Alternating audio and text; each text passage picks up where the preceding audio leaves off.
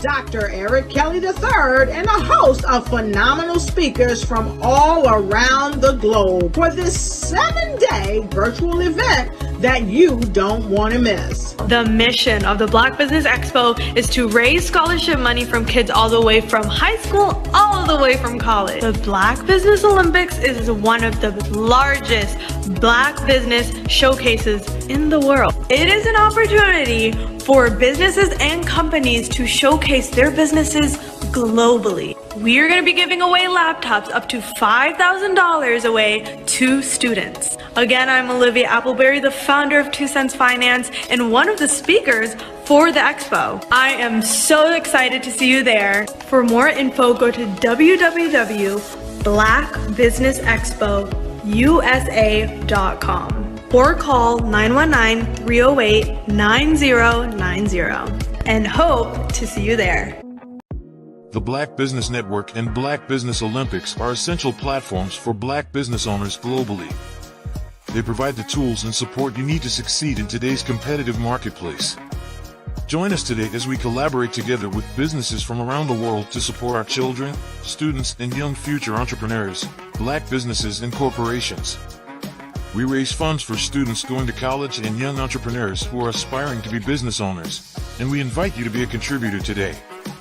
Visit the website www.blackbusinessexpousa.com to connect with and learn more about how the Black Business Network and Black Business Olympics can help you not only share your amazing business story to businesses, but also serve future generations. Hello, my name is David Jones, CEO and co-founder of the Hello LLC, where we help businesses build a culture, brand an experience, and leverage technology to pivot into Web3.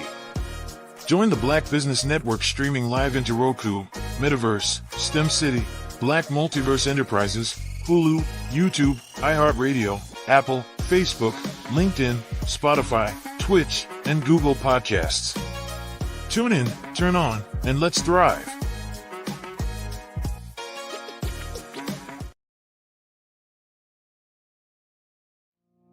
Did you know that approximately 333.34 million businesses exist today, according to a report from 2021? And you may be one of those businesses, or maybe you're not in the business market yet, but you're aspiring to be a business owner. Well, guess what? You're in the right place at the right time. Because let's face it, everything is about timing and opportunity. Hi, my name is Dr. Lotus Richey, and I'm the CEO and founder of the Lotus Richey Coaching and Consulting LLC, along with the Lotus Richey Ignite Show. 15 minutes of success with Dr. Lotus Richey, as well as books to boom your business and bring who you are. And today, I want to bring this amazing message to you about the Black Business Network and the Black Business Olympics. See, the Black Business Network and the Black Business Olympics is designed to help people just like you, that's right, that look like me, to take their business to the next level. Not just in your front yard or your backyard, but globally. The Black Business Network and Black Business Olympics is designed not to just help you survive, but to help you thrive. So join us today as we come together with businesses all around the world to support our students, our children, our young teens, our young entrepreneurs. What we do is we come together to help raise funds for students who are aspiring to be business entrepreneurs, who are aspiring and who are thriving in college. We endow them with a wonderful opportunity to gain scholarship of either a laptop or several thousands of dollars.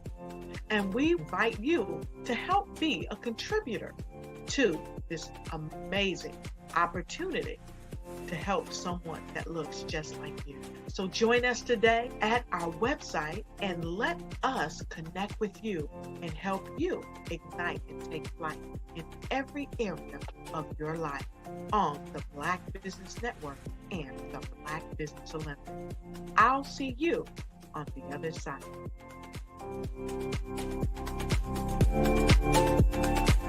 Sometimes you got to hear the news from the Black perspective, and more specifically, Black publishers. And that's exactly why you have to download the HeyTi app, the largest mobile app delivering breaking news, videos, and podcasts from 200 of your favorite Black publishers. Yes, 200 Black publishers delivering news as it happens, literally all in one app. Go to HAYTI.com or download the app in the Google Play Store or Apple App Store. It's completely free, along with information that you can trust, so go check them out. Social media is evolving. It's more vibrant, more colorful, more energetic, and so are you. It's not just photos anymore. It's video, it's audio, it's subscription. And now there's Fanbase, a new monetized social network. Fanbase delivers the complete native app experience with full content monetization for every user. No algorithms that shadow ban your engagement or growth, and no ads. Follow anyone for free and subscribe directly to your favorite creators for $4.99 a month. Plus, show some love by tipping on any post. Also, make a Fanbase page and monetize your content the same way. Finally, connect with your followers by posting the amazing content you already create. And now, get paid for it.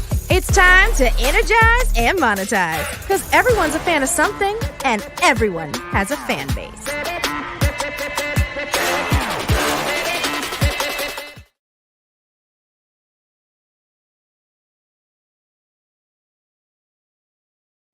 Ladies and gentlemen, and fellow professionals, please allow me to introduce myself. I am David Jones, the co-founder and CEO of the Hello LLC, where I am passionately dedicated to guiding individuals and businesses toward their own return on time investment. Time is my only competition. With over 20 years of experience as a corporate C-level executive, I bring a wealth of knowledge and expertise to the Hello LLC. My career journey has been marked by a relentless pursuit of excellence in marketing, strategy, and business management leadership. I have had the privilege of working with renowned Fortune 500 companies such as Xerox, American Airlines, Hilton, and Geico. However, what truly drives me is the transformational work we do at the Hello LLC. We are pioneering a new approach to business in the metaverse, where we empower businesses and individuals to build strong foundations, automate their processes and systems, while thriving in the ever-evolving digital landscape. More than just a 3D digital marketing agency, the Hello LLC is truly a community built on love, kindness, and integrity. We want more for you than from you. As I often say, collaboration is the new competition.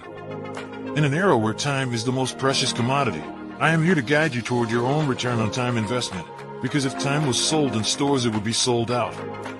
With a deep commitment to excellence and a strong belief in the power of community, I don't just lead a company, I lead a movement into the future of business. Ladies and gentlemen, it is both an honor and a pleasure to be your guide on this remarkable journey. I am David Jones, and together, we will embrace a future marked by success, collaboration, and the transformative work we do at the Hello LLC. Hello stands for helping everyone live life optimally. So, let's make that pivot together and start living life optimally today. Did you know women represent just 3% of Fortune 500 CEOs and less than 15% of corporate executives at top companies worldwide? Have you wondered what the secrets are to getting into the top ranks, whether in the private or public sector?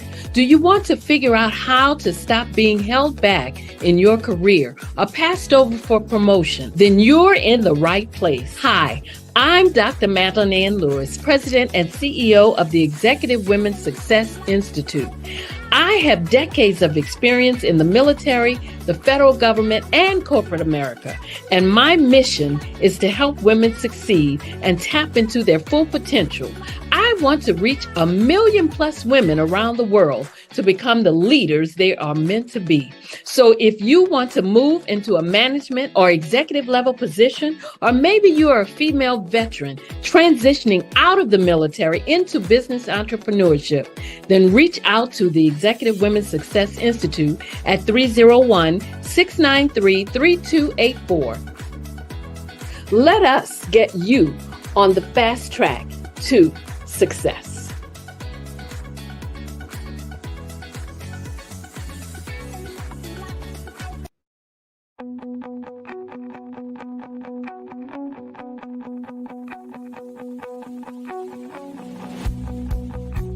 I am Black business. From the moment I wake until the time I sleep.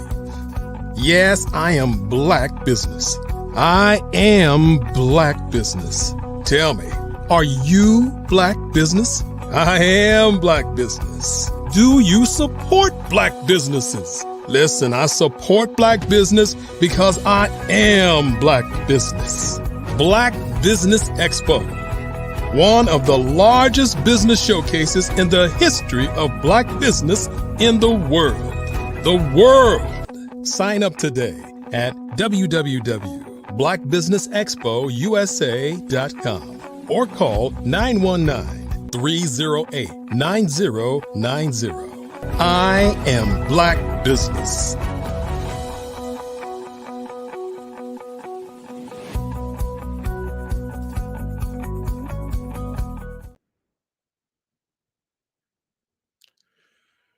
Good morning, business partners, entrepreneurs, thought leaders, corporations. Welcome to the Black Business Network. My name is James Skinner. I'm a sales professional and credit repair enthusiast.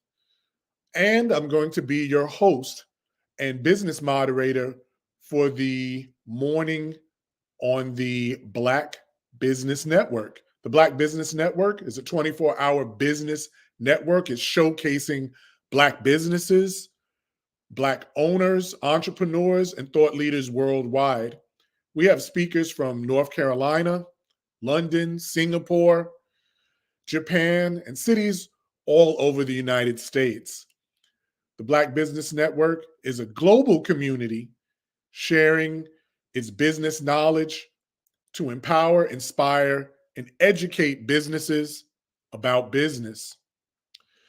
This week, we are hosting the literary edition of the Black Business Olympics, showcasing writers, publishers, agents, authors, and literary enthusiasts.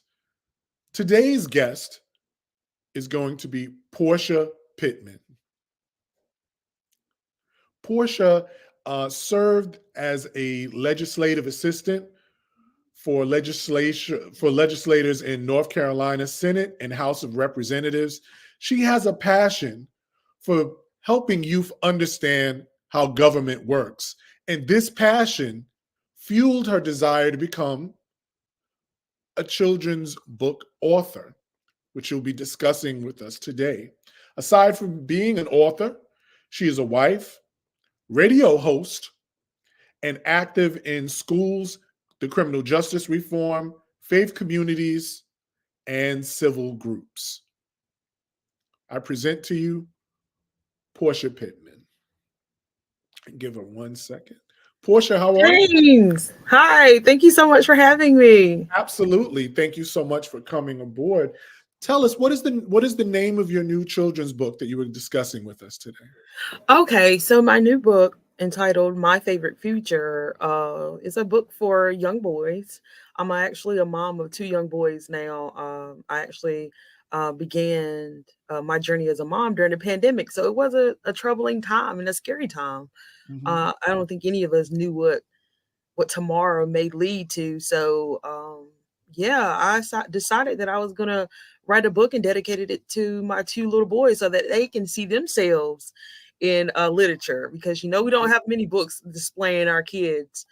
So I wanted to show them that was possible. You mentioned in your bio that you are a legislator and you're now a children's book author. Can you give us an idea of how that experience helped fuel this passion? Well, I want to correct you, James. I am not an elected official. I do, however, work for lawmakers Right. as a Mhm. legislative assistant now in the House of Representatives. But that fueled my work because when I first came to the legislature in 2016, I did not know about the process at all. In fact, I kind of actually stumbled on the opportunity, from being unemployed, but I was excelling in other areas, and other people began to see my work in the community and see how dedicated I was. And they decided that they need some of that dedication here where lawmakers are setting policy for the rest of the state. And so a lot of young kids come to the legislature to view the artifacts and things like that. But Mhm. I didn't see anyone kind of like educating on the importance of how laws are made and why this place was truly so important, other than just the people that were elected to be here in those seats. And so I decided, after not finding anything like what I had already had in my dreams to create, and I decided to go ahead and put it on paper. And there ought to be a law break day at the Capitol was born. And it has won a few awards and been recognized by state government and teachers. It's actually being taught in school as a curriculum Oh, in the wow. Midwest. So things are really taking off for sure. Well, congratulations on your success. How did your background play a role in creating the book? I think for me, I think once start this line of work in the legislature, it kind of, changed my thought processes about lawmaking. Because I was on the opposite side of, trying to work my way through the criminal justice system after, a momentary issue in my life that I had went through when I was younger, about 15 years ago now. And so I Mhm. didn't know anything about the law, and I definitely didn't know my rights. And so once I came to the legislature to work, I realized it's kind of like a light bulb kind of like went off. Like, this is it, Portia. This is really going to help a lot of people who have been just like you, not knowing their rights, not knowing how laws are made, Mm. let alone being able to use the knowledge to speak up for themselves and possibly work themselves out of the criminal justice system without having to, leave with a criminal background or something to that degree. So I took my experience from, volunteering and my mentors are lawmakers, and just listening to them in the room talk about policy. And so I just, took that information and partnered with my co-author, who is Dr. Calvin Mercer, who's a professor at East Carolina University. And so I was actually his manager for his campaign. And so he had always been pouring into me, telling me like, Portia, you went through that situation. You're going to overcome this. There are so many great things in store for you. And so he just kept pouring into me, and we kind of, got together one day, and I told him, I wrote this story and I really believe that this is what people need. And so he read the story and he was like, Portia, this is it. And so he had wrote so many scholarly books in general anyway. So he had never been a part of a children's book project. So he did the editing for the book after I wrote the story. And so between his, experience as an elected official, and then me being on the perspective from someone who is working with legislators and lawmakers, it just worked together. So we pretty much put both our backgrounds together and created this piece of art that's been helping a lot of people. Oh, that's excellent. Now I understand that you have a new book title, My Favorite Future, which was released most recently. Now, Mhm. what was the inspiration behind that book? Well, for me, I had, been in the library more than a few times with my children. My little boy, he loves to read, love a book. Okay. And so he'll go find a book out of anywhere and say, read. So after I wrote my first book, I realized that I needed to write a story for little black boys, because it just seemed like every time we turned on the TV, there was a younger man or younger boy, you know, planted in a way that wasn't so positive. So I Yes. wanted to provide a book where, little boys of color can see themselves in a positive light. Like, you can be a scientist, you can be, a drummer, you can be an NFL player, you can do anything you put your mind to, and don't just allow yourself to get attached to the stigma that somebody else may put on you without even knowing your full potential. So it's important for you to strive for your greatest potential, and overcome any obstacle that life may throw at you, and just keep a positive perspective. And so I created My Favorite Future because I wanted kids to know there is a brighter future for you other than just where you are right now, because things can change so quickly. And so it's important for you to take hold of, the lessons that are going to help uplift you and help you feel as if you can achieve great things. I mean, that really resonates as a former young black man. I can Yes, sir. tell you that, kind of controlling that narrative early makes Yes. such an impact. And oftentimes we find that other people and other institutions control that narrative. So Yes. hats off to you for taking the initiative to kind of begin them early with positive images, positive reinforcements, and a narrative that's coming from someone that loves them and wants to see the Yes. best out of them. And that's the most important thing, because, there are a lot of kids out there that don't have the luxury of having a father in their life, or they might not have a mother in their life, or it could be both. So Right. it just needs to be a community effort to keep our kids from falling through the cracks and going into the prison pipeline, or, falling, victim to substance abuse. And now, we have fentanyl that is hitting our streets. And it's just so many ways that kids can fall through the cracks. And so as a community, it's important for us to do our part to make sure that we're uplifting our youth as well. And so I'm just, taking my little space and trying to do what I can through literature. And hopefully that will change the trajectory of someone who reads my books one day. How has the book been received? And My books I have two questions for you. How has the book been received? And if there's one message kids should get from the book, what is it? Well, I think my books have been received very well. As I mentioned to you earlier, the first one, There Ought to Be a Law, A Bright Day at the State Capitol, is being taught in schools as a curriculum. And of course, you can go to any major bookstore, anywhere, pick up the books, Barnes and Noble's, Target, wherever you get your books or anything like that. And so that's been a very, happy moment for me. But I think the school thing, though, when the school district called me and said, hey, we chose your book and we're going to use it as a curriculum, and we're not just going to teach it in English, we're going to teach it in Spanish, because I actually translated it in Spanish as well when I published, so it's in 2 languages. So that kind of like opened my eyes up to see that there was something greater that I couldn't see when I was pressing through the growing pains of publishing the story. But I kept pressing on, and the reason is being revealed to me, like, Portia, there's someone else that's going to learn this and be able to go out and be a better advocate for themselves, or go out one day and be an elected official because they saw your story. So it's been going really well. And I want kids to know that, as I've said earlier, you can achieve anything that you put your mind to. There are so many opportunities out here. You just got to get connected to the right resources and the right people that want to see you do well. And you're going to be able to determine who those people are, because they're not going to, tell you anything that's going to hurt you. They're not going to drag you down the wrong path. They're not going to be, making you feel as if you can't do those things. And they're not going to make you sacrifice yourself in the midst of finding out what you want to do in life. So I want kids to know that it's possible. Anything is possible. Just stay the course. I think what you said really resonates, because in these days and times, to hear that your book is being picked up as a curriculum in a school, 2 things come to mind. We're having national conversations about books that discuss diversity being banned and not being included.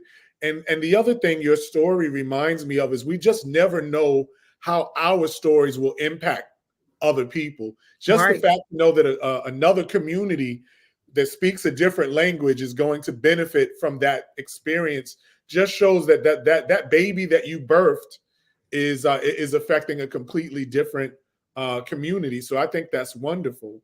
Thank you. I appreciate that. Again, sometimes when God gives you a message, you don't know what's going to take place. All you just need to do is be obedient and, go ahead and press forward, and God's going to take the rest. He's going to take the lead on the rest. And so that's what I've been learning, through my journey of maneuvering through various things in life. And so I'm just letting God use me, while I'm here, because we're all on borrowed time. So it's important to be obedient to the things that he wants us to do in life. Amen to that. We are indeed on borrowed time. The other thing that you mentioned that resonates for me is that I'm also a former social worker. And I used to train in that arena. And the majority of my clients were formerly incarcerated individuals. And, I did some training to kind of help them get into jobs and other kind of life goals. So knowing how civics and government works at the, for children and even some adults is very, very important. And that lack of knowledge has cost our community a great deal. I understand that recently the governor of North Carolina granted you a pardon. How has that changed your life? Well, for me, hearing about getting my pardon, like, really changed the direction. Congratulations, by the way, on that. Oh my God. It was kind of like starting off the year on a clean slate, literally. There has Amen been to so many, that. yeah, like there has been so many obstacles that I had to overcome with jobs and housing and health insurance and credit issues, as we talked about earlier, but it just, oh my God, I had to go somewhere and sit down for a while, like literally Just just take it take it all all in. in. Yeah, I had to go take it all in because over the years, like it's been like about 15 years now. And so it's like you've been working, and you really ain't been taking it all in. Like you can do so much, and while you're doing the work, you're really not thinking about like who's paying attention, honestly, and if it will really have as much impact as you believe it will. But once it becomes, talked about on that scale, it's kind of like, dang, I really did do that. Like this is amazing that now someone can see that although you did make a mistake, that it's worth forgiving. It's worth Absolutely. saying, we're willing to look at you and use you as a model to help hopefully prevent other people from going into the criminal justice system, or maybe helping them as you're transitioning out of incarceration. So it's just been a life-changing moment for me, for sure. Bless you for that, and congratulations on that. It also makes me think too, at the same time, that story of forgiveness, in some ways I think that we're also fulfilling the ideals of the country, that people get second chances, people get a chance to move forward and really be full citizens. So I'm so very happy for your opportunity. Are you still with us, Miss Pittman?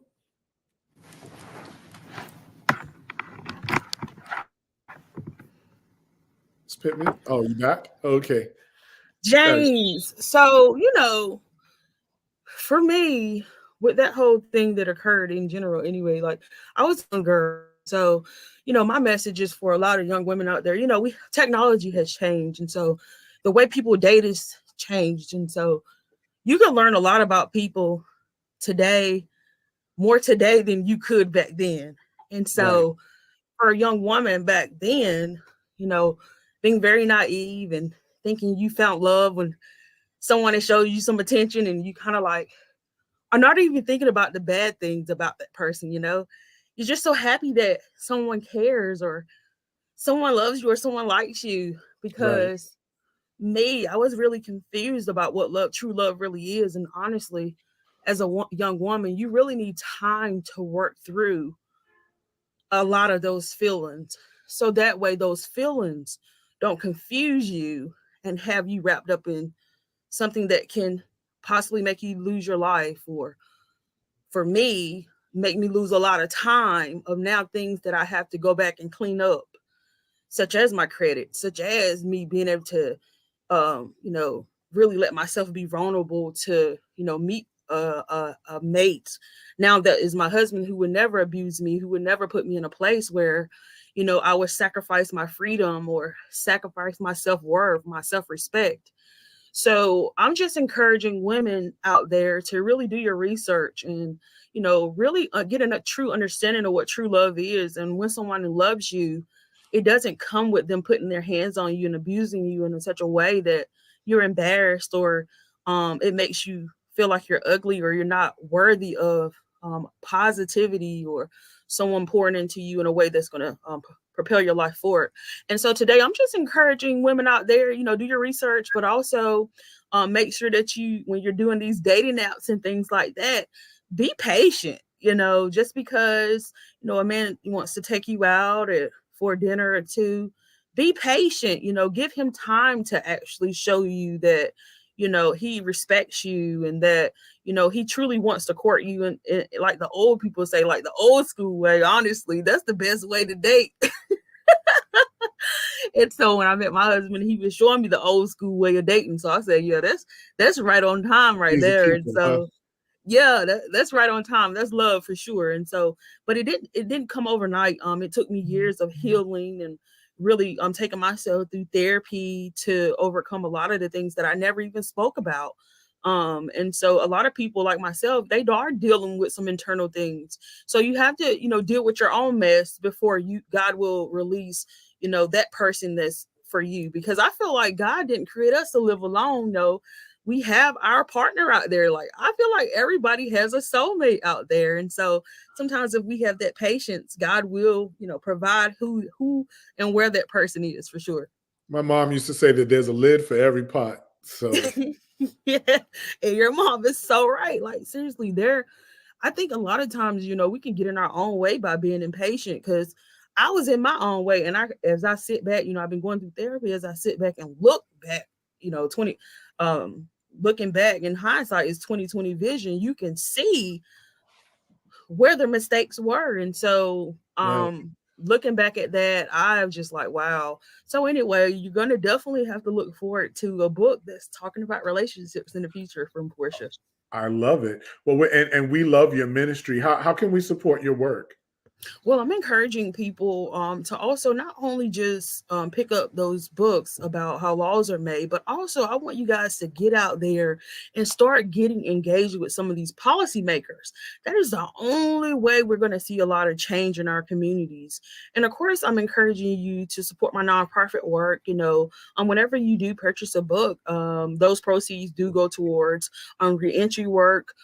Transitional housing. I actually opened a transitional house in 2023. I actually finished the renovations. Wonderful. I took a crack house that was being used for addicts who were doing crack in the house, and a whole bunch of other stuff that we won't get into. But I became an ownership of that home, and I renovated it and turned it into a transitional space.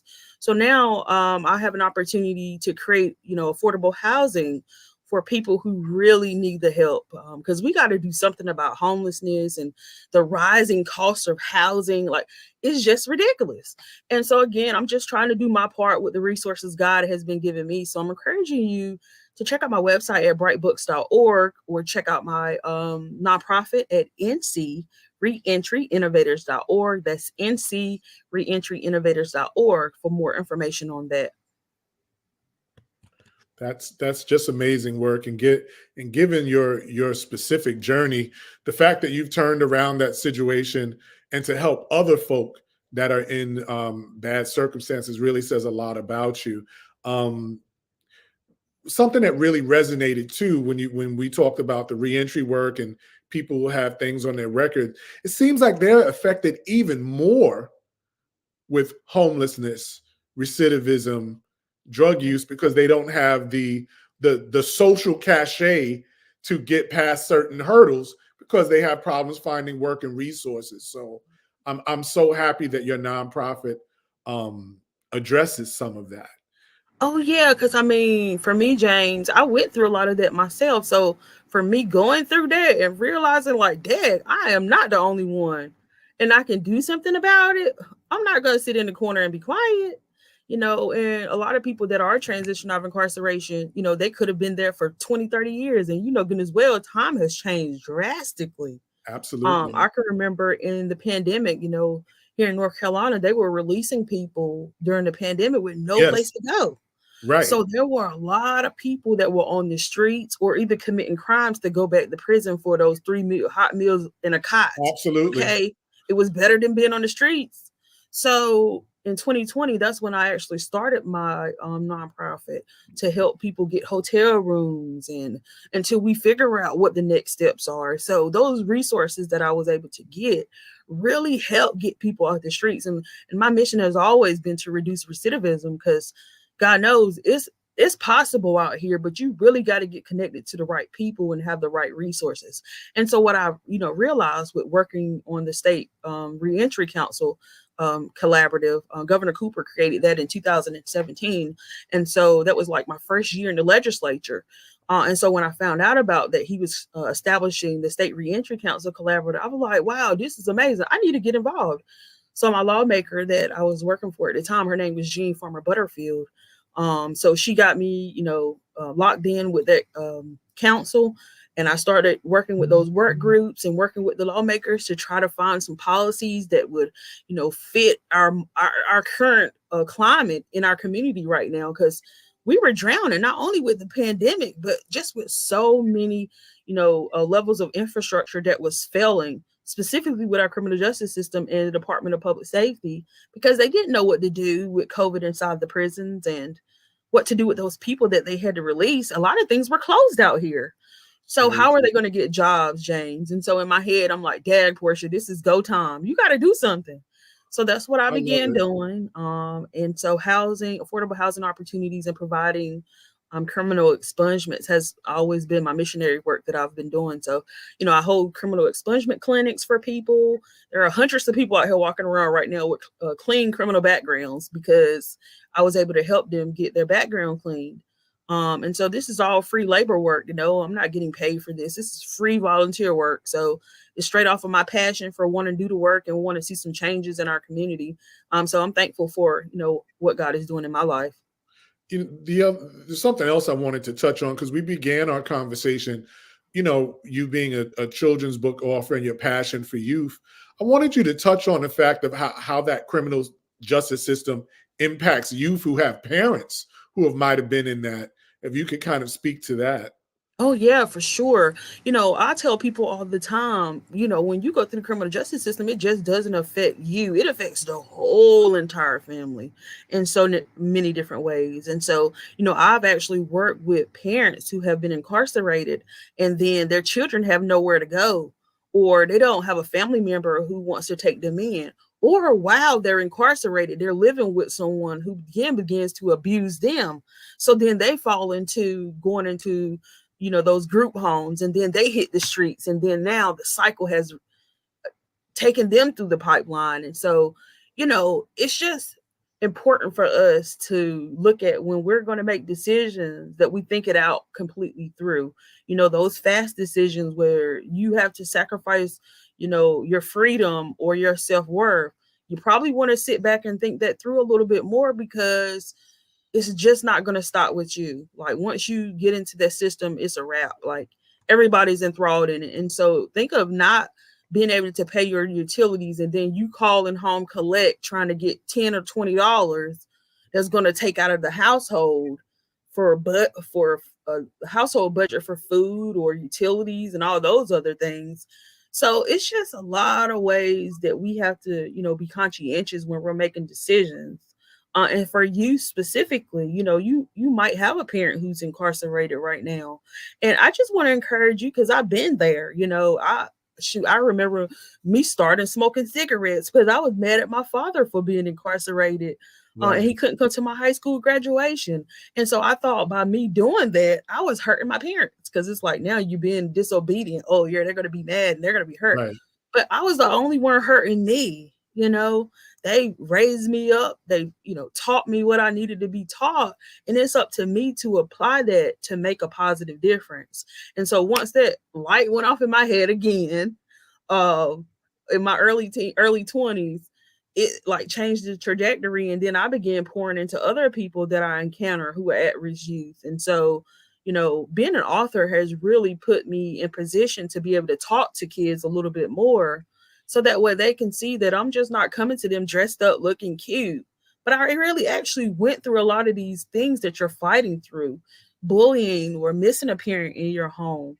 You can overcome these obstacles. Don't let the streets make you feel like they love you more than your family at home or, and it's going to make you feel like you need to go out and commit a crime to make it seem like you're important or to be seen because you don't. There are resources out there. I'm encouraging you to even talk to your guidance counselor at school. Just be honest. Talk about what you're dealing with. There are resources to help you, and there are people that want to help you as well. But just being honest and not, choosing the streets over your future is really what's going to make a difference.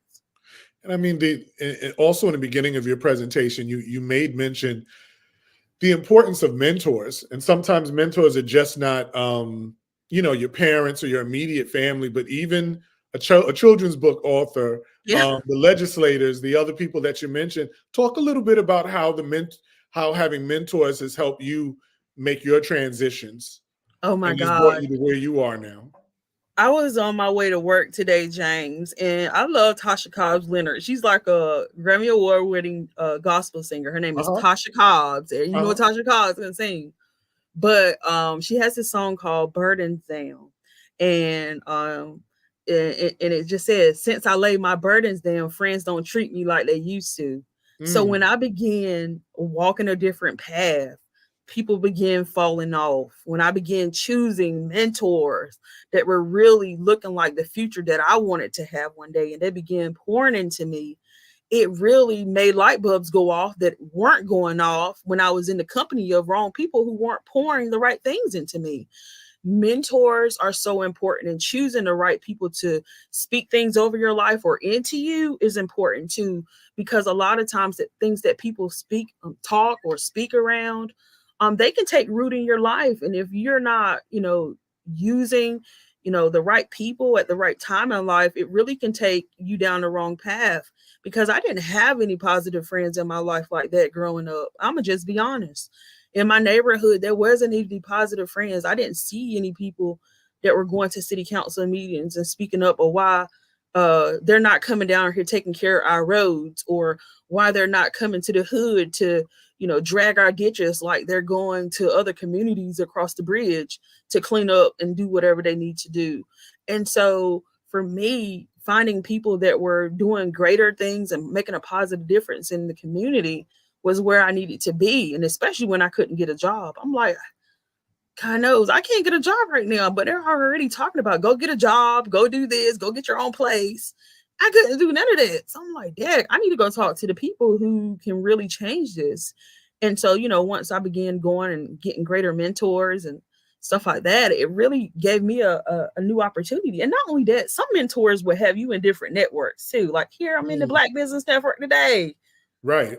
The Black Business Network. I wouldn't even know anything about it. Again, a mentor pouring into me, seeing me do the work, and like, hey, have you heard of Black Business Network? And so here I am today. So mentors can sometimes open doors for you that you couldn't open for yourself. So it's important to get some great mentors. Excellent. Now, was the pardon a surprise? Was there a process behind that? Or was that all of a surprise to you? Yeah, well, it wasn't a surprise. I actually put the application in over 10 years ago. So there's a process to get a pardon. Yeah, there is a process. You do have to put in like a application packet or and it just talks about, what you've been doing, what this pardon would mean to you if you were to receive a pardon from the governor, and a host of little other things now that they helping other people do that. I'm sorry, sir. I'm so sorry, Portia. I was saying, and I just want to be correct. You're now your nonprofit and your ministry. You're now helping people try to do the same things, correct? Well, yeah, with our criminal expungement stuff that we do that. We've been doing that well beyond before I even, got a pardon, because again, there are some people out here that are eligible for expungement relief that won't need a pardon. And me, myself, the reason why I have a pardon is because by law of general statutes, my offense, it wouldn't allow me to get an expungement. So that was my last resort.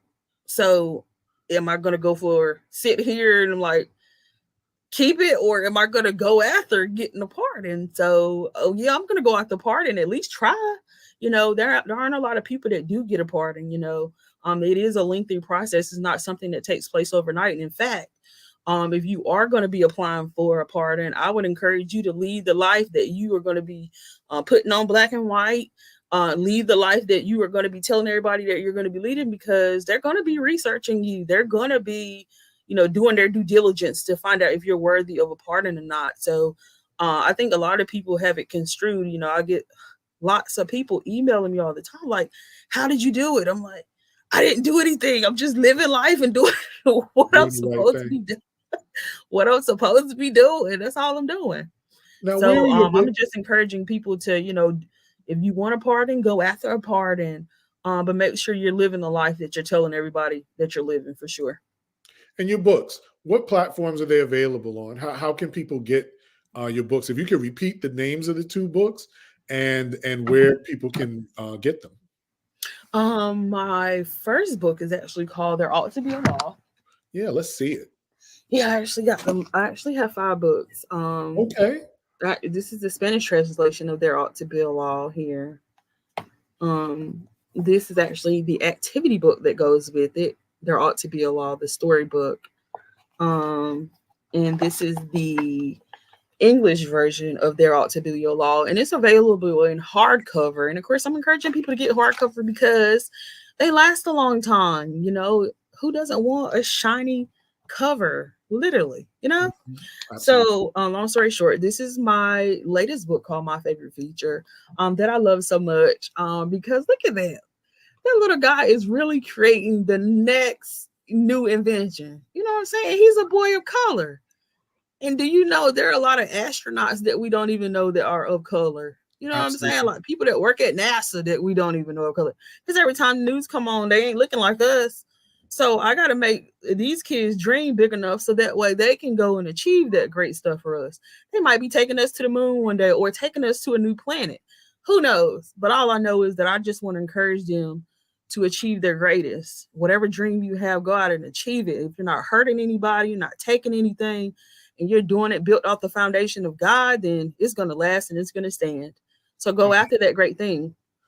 I love it. And I know you said that you're in the future, you're going to be looking into doing books on relationships. What else do you have planned for yourself? I'm so very happy, sincerely, that you got that pardon. And because I've worked in that system before, I know what the challenges many people face with those things over them, I should say. Yeah. What's next for you, Miss Pittman?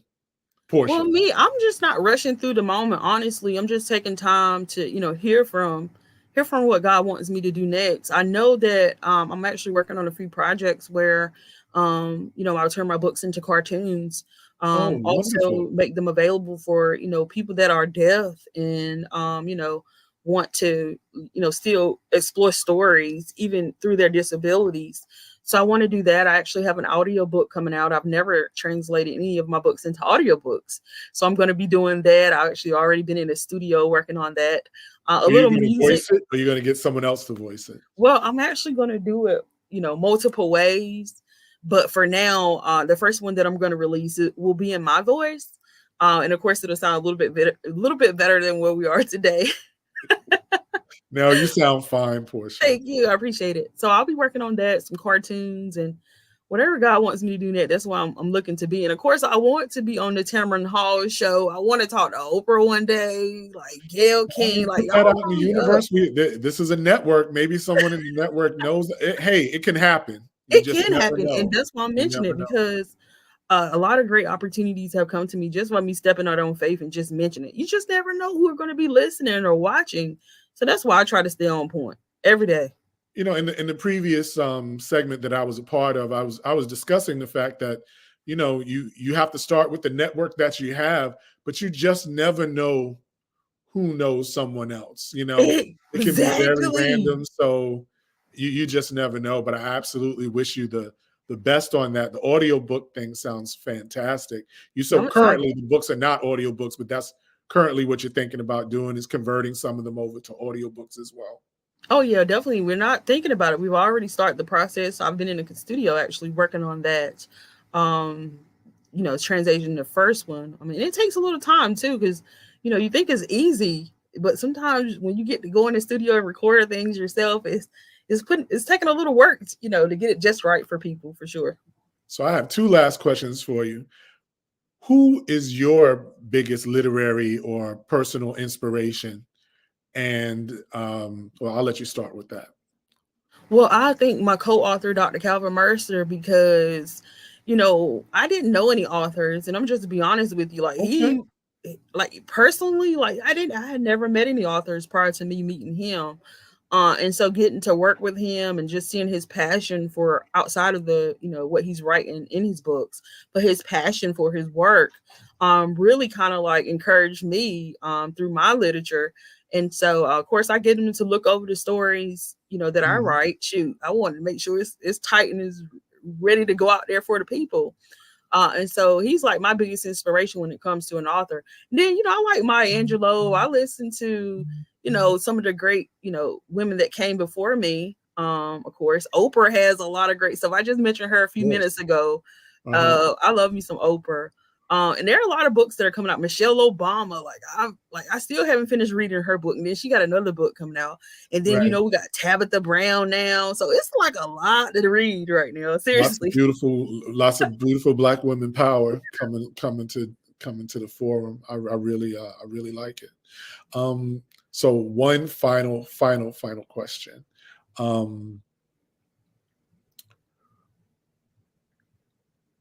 is there anything you would have done differently had you had the chance with this journey that you found yourself on? Was there anything you would have done differently? Oh my God. I think for me, if I could have done anything differently, it would have been to prevent making a mistake that I did, when I was in like 21. If I could change that where I never needed a pardon, I would have been happy. But I'm still happy now. I'm still happy with the journey God did take me on because, I've been really putting my best foot forward, like really committed to this. Like my heart is in what I'm doing, and the changes that have been much needed probably would have been brought up or, talked about it in spaces that it needed to be talked about had I not had the lived experience of some of this stuff. And so I'm just thankful for what I did go through because it helped mold me and prepare me. Who knows? I may have never even became an author. I Right. never Right. probably would have even found about the legislative process or even pursued the whole lawmaking thing. I can think about as I was a little girl, I dreamed of being a lawyer, but because of the way life was lifing or whatever the case may be, I didn't pursue that at the moment. But still, God, like, oh yeah, you're gonna be doing something with this lawmaking stuff. Like you're gonna still be doing something. You might not didn't do what I wanted you to do right then, but you still gonna be in it some kind of way. So I'm just thankful for, where I am, and I'm not going to go back and live on regrets because it just takes too much time and too much space in my head. So I'd rather be thinking about a game plan for the future. I love it. Well, I want you to know, Portia, you poured into me today. I'm totally inspired by your story. And before we break, if you could repeat the names of the books, repeat the name of your nonprofit, and if you could just let the audience know where and how they can reach you. Well, great people, thank you so much for having me here. First and foremost, Black Business Network. I'm encouraging you to head over to my website at brightbooks.org and check out all my children's books. I actually have 5 now. There ought to be a law, Bright Day at the Capitol, which is being taught in schools as a curriculum. And my favorite feature, which is a great book that I have to encourage little boys of color. There's actually a coloring book that goes with that too that has affirmations. So I want kids to speak power over their lives. And so you can actually go and check that out. And of course, my nonprofit is ncreentryinnovators.org, where you can check out all the reentry work I'm doing. And if you need any criminal expungements, hit me up because they're available. Okay. Thank you so very much, Ms. Pittman. Genius is common, and I'll see you on the other side. Thank you. You too. The Black Business Expo's mission is to raise funds for high school seniors going to college or K through 12 entrepreneurs. This expo is a fundraiser for students. You may go to www.blackbusinessexpousa.com to donate to the scholarship fund or use the Cash App that's on the screen below and say $BBX USA. Our goal is to give laptops and up to $5,000 to 10 students. Students, you can register online at www.blackbusinessexpousa.com. Every dollar counts. So we want to remind you to donate to the scholarship fund. And we also want to take this time to thank our sponsors. We want to thank our Black Business Expo USA sponsors for February 2024. NC 100, Moody's Capital Partners, Suede Soul, Lotus Ritchie, Coaching and Training, Carolina, Virginia Minority Supplier Development Council, Step Management, BHS and Associates, Margie McLean Foundation Incorporated, Hello LLC, Genius is Common, Earth Essentials, Mullane Shaney Global, Executive Women's Success Institute, The Quality Coaching Company, Superwoman Business Services, Creative Force Studios, Lee Entertainment, Artist App Design, Black Business Expo USA. Genius is common, and I'll see you on the other side.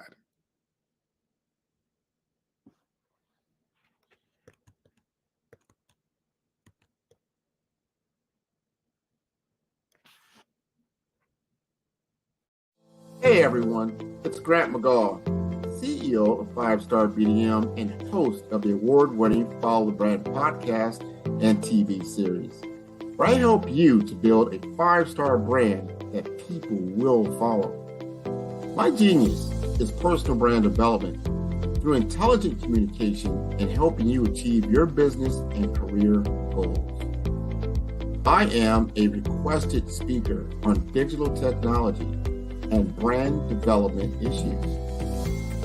I want to work with you to increase the value of your current opportunities while attracting new ones. Every one of you is unique, and we all share challenges that can be addressed through smart branding. As a super connector, I work with you as an executive coach to guide you along the complicated business and career development road, providing the enhancement tools and information you need to succeed. Together, I will help you succeed in today's challenging business climate. I will evaluate and measure your progress. Best of all, I am right alongside you every step of the way. Build the brand called you. Genius is coming. Why do I do what I do? You know, my life coach asked me that a few years ago. And she said, Tony, what's your why? And I told her, and she said, girl, you've already accomplished that. Perhaps you need a new why. Hi, Tony Harris, Amy Hoydu with Say It Said Marketing, one of your students. And just wanted to say thank you, Tony Harris, for spending so much time with me and giving me that boost in my business that I so drastically needed.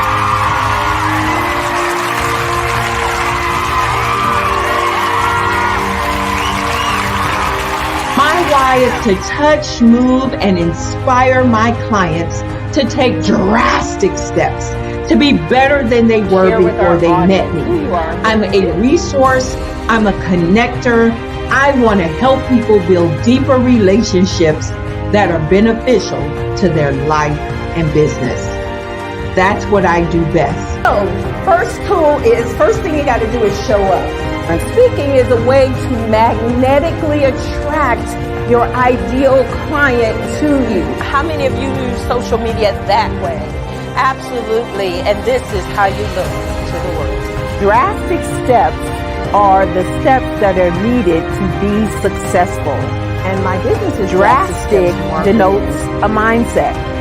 Getting out of your comfort zone. Doing something that you don't necessarily feel comfortable doing, want to do, but you know it's a necessary step to be successful in your business. I get the most satisfaction when I see my connections flourishing into relationships long after I am gone. Hi, my name is Jasmine Augustine with Media Jasmine, and I've joined several networking and referral groups in the area. And Network in Action Northeast Houston with Tony Harris Taylor is one of the best organizations that I've joined. I love that piece of what I do, and it is what fuels my fire.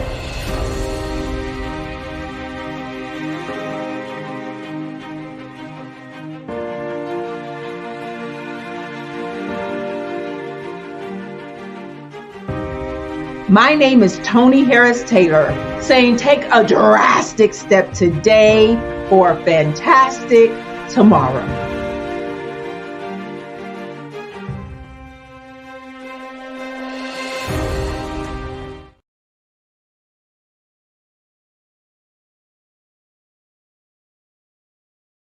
Phenomenal Tanya T. Wise, who is here from the great state of Maryland. Tanya, welcome and thank you for being with us today. Can you indulge our audience a little bit and tell them just a little bit more about who you are and what it is that you do? Well, I love being able to talk to people and have a magnetic attitude, being able to just show them. So I always like to say, level up is Coach at Tanya T. Wise here. So can you tell our audience, just give them a teaser about what your presentation will be about? So my philosophy is that we should all be living our dream life. So tomorrow I'm going to talk about how you start living your dream life. What are some of the things that you thought about in your childhood that you just kind of let go and dormant? Wow. And I want to reignite that and just give you some pointers and some tips, some tools, some strategies to be able to start living your best life now. And guess what, Wanda? And leave an inheritance for your legacy. Oh my goodness. Okay, I know that's resonating with a lot of people. I've heard that you have a dynamic coaching program. Can you tell us a little bit more about that? Absolutely. So our coaching program help people that have the lack of time, that lack strategies, and lack the confidence to go after their dream life. So we help them implement tools, we help them implement strategies, as well as give them resources so that they can live their best life now and leave that inheritance. Wow. Oh, I love that. I love the leave the inheritance part. Listen, you are dropping some major nuggets, and I know a lot of what you're saying is resonating with a lot of people, but I think we're all curious. How did you even make this transition into the speaking and coaching arena? What's the story behind this? So I started out in finance, and I realized that a lot of people don't necessarily go after their dream life because of the lack of finances or the education behind finances. But it wasn't until I lost my firstborn, my only son, that life changed for me. And where I was going after it all, living the corporate life, hit my 6-figure income and living in my dream house with my dream man, driving my dream car.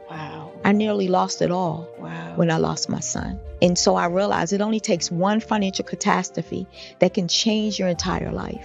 That's what made me start All New Beginnings. Because no matter what's going on in life, there's a new beginning. And because of that, we develop a program called Wise Minded. My little slogan is, don't just dream it, let's live it. If they want to connect with you or work with you, what is the best ways for them to be able to do that? Well, for my social media guru, you can connect with me on every single social media platform as Tanya T. Wise.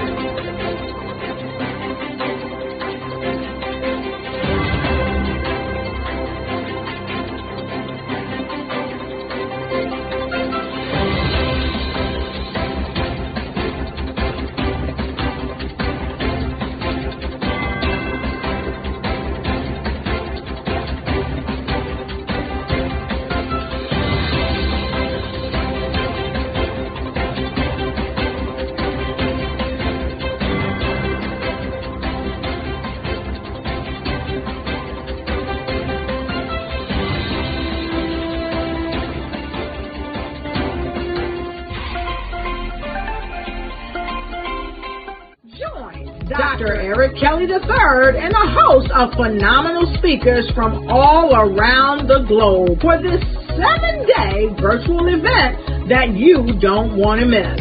The mission of the Black Business Expo is to raise scholarship money from kids all the way from high school all the way from college. The Black Business Olympics is one of the largest Black business showcases in the world. It is an opportunity for businesses and companies to showcase their businesses globally.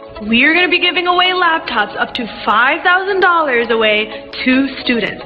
Again, I'm Olivia Appleberry, the founder of 2 Cents Finance and one of the speakers for the expo. I am so excited to see you there. For more info, go to www.blackbusinessexpousa.com or call 919-308-9090 and hope to see you there.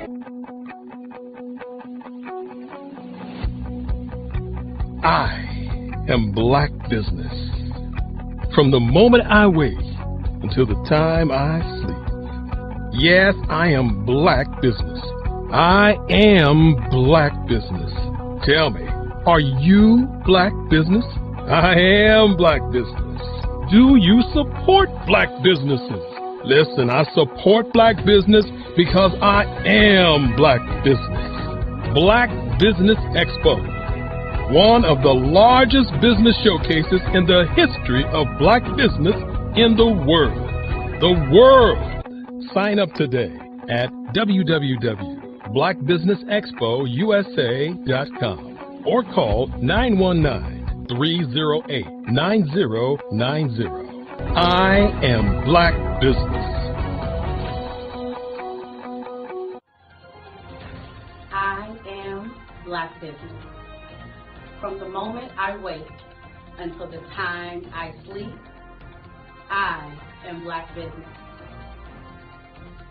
I am Black Business. Are you Black Business? I am Black Business. Do you support Black businesses? I support Black business because I am Black business.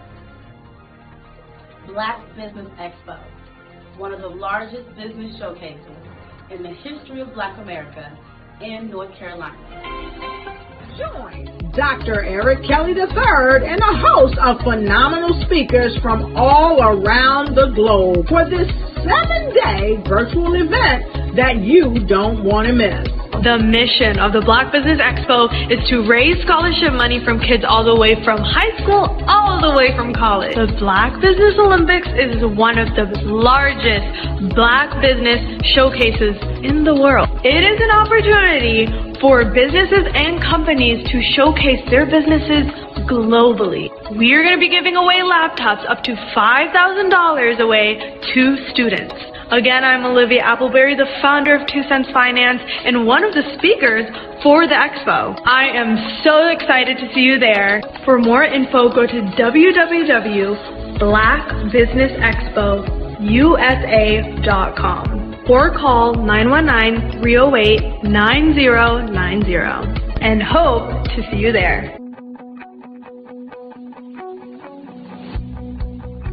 I am Black Business. From the moment I wake until the time I sleep. Yes, I am Black Business. I am Black Business. Tell me, are you Black Business? I am Black Business. Do you support Black businesses? Listen, I support Black business because I am Black Business. Black Business Expo, one of the largest business showcases in the history of Black business in the world.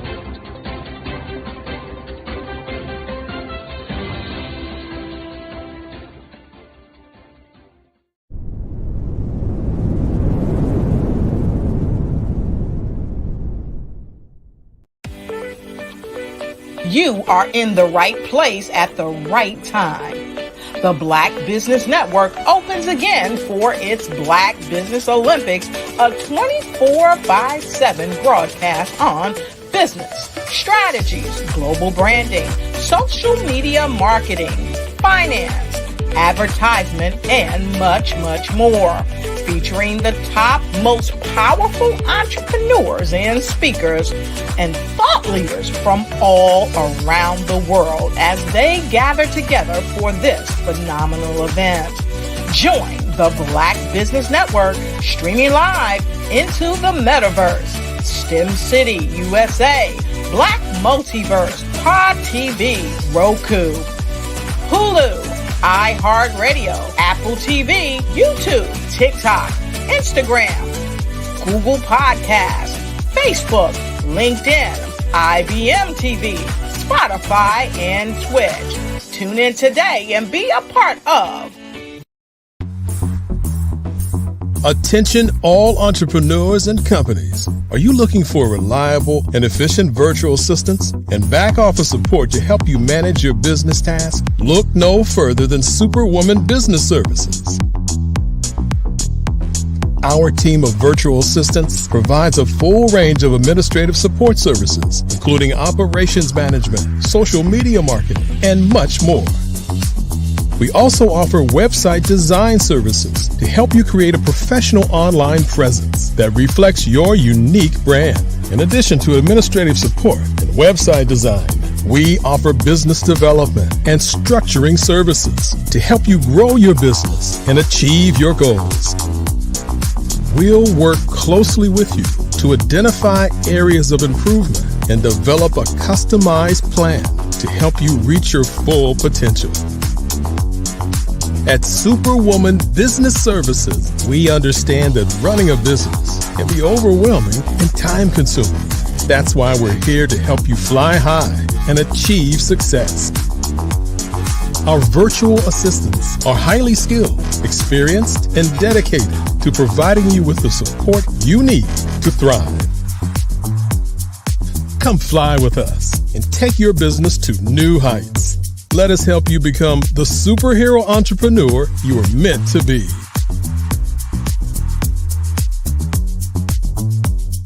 Contact Superwoman Business Services today to learn more about our back office support services. Over the past few years, we've seen the growth of existing and new initiatives focused on financial inclusion, building global networks, and reducing the wealth gap in response to the idea there's not enough seats at the table. Whether their outcomes are to increase the representation of Black executives on corporate boards, ensure an inclusive global economy, or to create new U.S. African commercial pathways, the strategies are often carried out by separate programs. The question is, should they be? With the continent of Africa being home to more than half of the world's fastest growing economies, the youngest workforce, over 400 companies generating more than $1 billion annually, 700 generating more than $500 million annually that are poised for growth, and being the destination of nearly $5 billion in venture capital in 2021.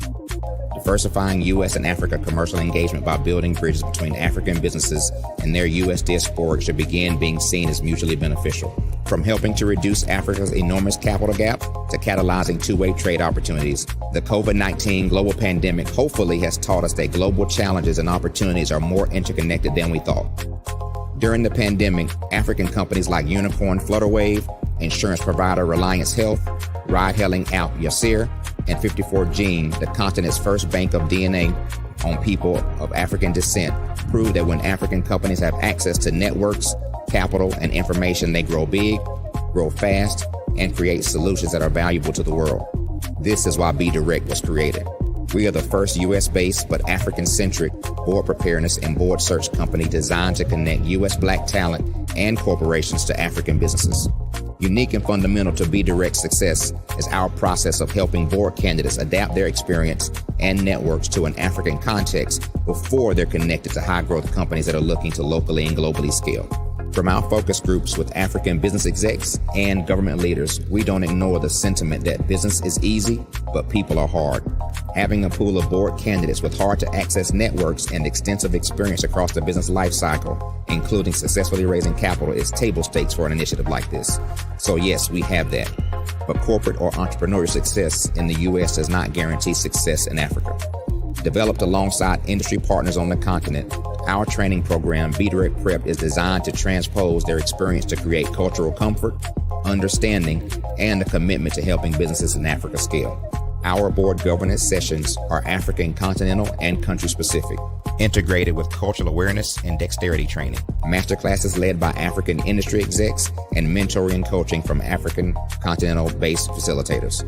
But even more unique to Be Direct Prep, we cap off our training program with an immersion trip to help candidates that have not been to Africa before see and feel Africa's complexity and opportunity from African soil. We all know traditional network-based board placement has historically left a lot of us out of ever really being in the paid board pipeline. Our strategy supports the work of many great organizations that are successfully filling seats at U.S. board tables by creating more tables for those that are still left on the sideline. It's time to start seeing the role and value of U.S. Black talent and businesses on the continent of Africa differently. Old perceptions and habits limit economic inclusion. Let's transition Black talent and the African businesses they will support from the periphery of the global economy to its core. Living in a global lockdown, we all know now how fast local and global economies can change, and see the value of having businesses that hire, strengthen local value chains, and even grow globally. Status quo in any form holds back progress.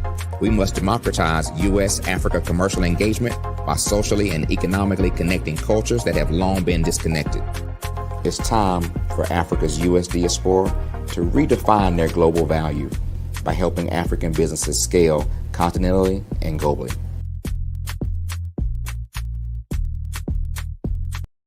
I am from Washington, D.C., but I was raised in Durham, North Carolina. I came to Durham when I was about 5 or 6, and then I traveled back and forth to D.C. because it's where my people are from. One of the unique things about my family is my mother, she's also an artist. She does quilting, and she does a lot of artistic things. And then my son, he draws with both hands, his right hand and his left hand like I do. So that's kind of a family trait. And then my other son, he's a videographer, and my daughter, she works, she's a regional vice president for Sunglass Lab. When you start out drawing and sketching, you want to continue to explore, each avenue. I do pastels, I do pen and ink, I do painting, I do acrylics. I haven't done oils yet, but I try to do all facets of art. What I say to a lot of times to people is, you can't put yourself in a box when you're an artist. You have to explore. And over the course of my life, I've tried to explore different mediums. I also do sculpture as well. I choose my subjects by the intensity that they have in their faces, or the intensity that somebody is moving, because I do more than portrait drawings. I also do I do abstract, and then I do figurative drawing also. What happened in this particular show is that I started out trying to come up with something that would be a little bit different than what everybody else is doing. So I was working on a Barack Obama show, and they wanted me to do some paintings of Barack. And so what I did was, because of the deadlines, I kind of did it kind of fast. And then I realized when I was doing it fast, I enjoyed it. And so then I started doing other pieces the same way, and I started to enjoy those pieces also. And so I came up with this particular style, and it's a style of lines and colors. And what's interesting is that when I was in college, I did a show called Lines, Colors, and I talked about the boldness of the blacks, the hotness of the whites, and this is how this has come about, later on in my life. And the colors comes from a lot of the entertainers that I work with, where they wear different colors. They don't wear, your plain reds or your whites. They wear different colors, and so that's also another piece of what's giving me the colors. The subtitle of this show is Faces That Speak Life. That's real critical. Faces that speak life. Each one of these pieces is a life source and a life energy that's being put on display for people that are looking at it. I always say in terms of my art, it's not important that I draw them. It's important what you get out of what I draw. I don't try to just draw it because you like it. People wanted me to do prints. I didn't do prints. People asked me to do different people, but the people that I choose are people that make a difference in the lives of people in the world. So the human landscape idea was, again, as I say, the lines represent your emotions, it represents your ideas, and it represents your journey as a human being. And that's why you get the different pieces and the different looks. And as you notice, I try not to do one look that looks alike another look. And that's what's the most important part of this show.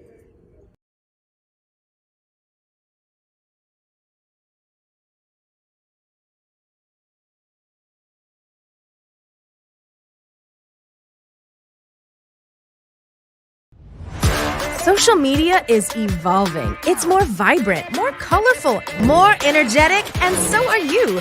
It's not just photos anymore. It's video, it's audio, it's subscriptions.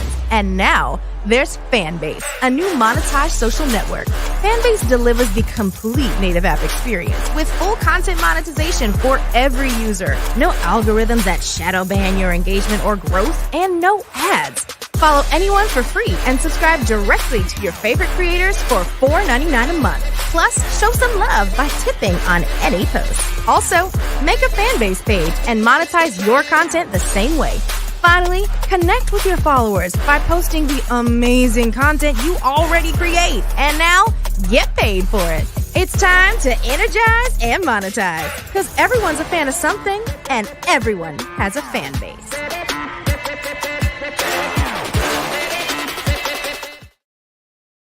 I was born in a little village on the island of Haiti. Many deadly diseases pounded me. It is as if they were on a mission to end my existence on this earth. I refused to give up. In 1983, I left Haiti and came to the United States of America. And I came with $5, 2 shirts. I didn't speak any English. I came to Atlanta. I got a job. I was a doorman. I was a doorman with a dream. What I used to come on stage. I'd rehearse this moment that I'm standing in front of you. That's the power of a dream. Maybe today is the day you begin acting as if you already have it. And then step out with full force. Take a risk. No condition is permanent. Don't let your situation distract you. You are chosen. You are called. You are born for a purpose in this life.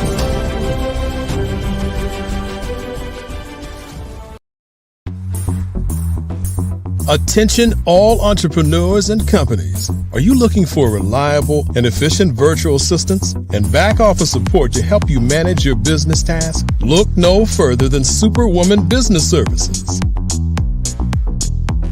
Our team of virtual assistants provides a full range of administrative support services, including operations management, social media marketing, and much more. We also offer website design services to help you create a professional online presence that reflects your unique brand. In addition to administrative support and website design, we offer business development and structuring services to help you grow your business and achieve your goals. We'll work closely with you to identify areas of improvement and develop a customized plan to help you reach your full potential. At Superwoman Business Services, we understand that running a business can be overwhelming and time-consuming. That's why we're here to help you fly high and achieve success.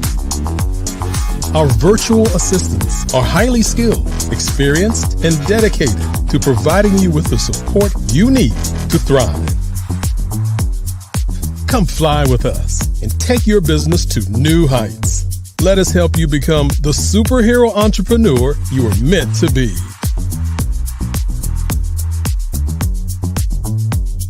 Contact Superwoman Business Services today to learn more about our back office support services. Come fly with us and take your business to new heights.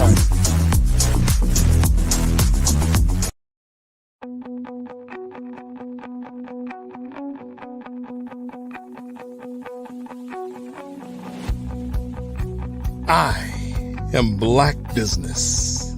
From the moment I wake until the time I sleep. Yes, I am Black Business.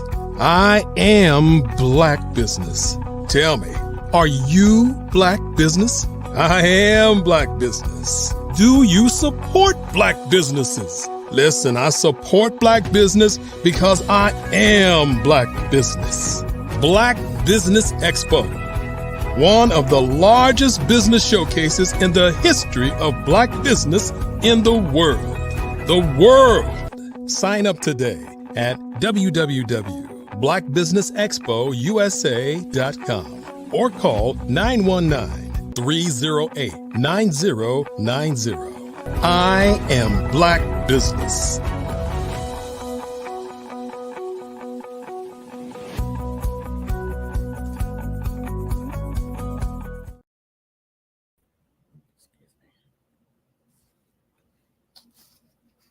Good evening, business owners, entrepreneurs, thought leaders, and corporations. Welcome to the Black Business Network.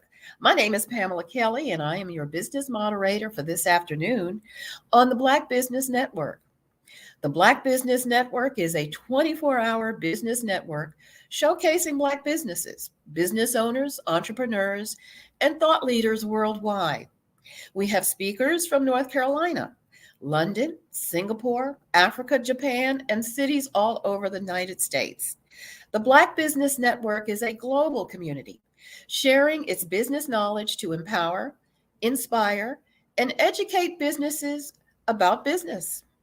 This week, we are hosting the literary edition of the Black Business Network, showcasing writers, authors, speakers, publishers, agents, and literary enthusiasts.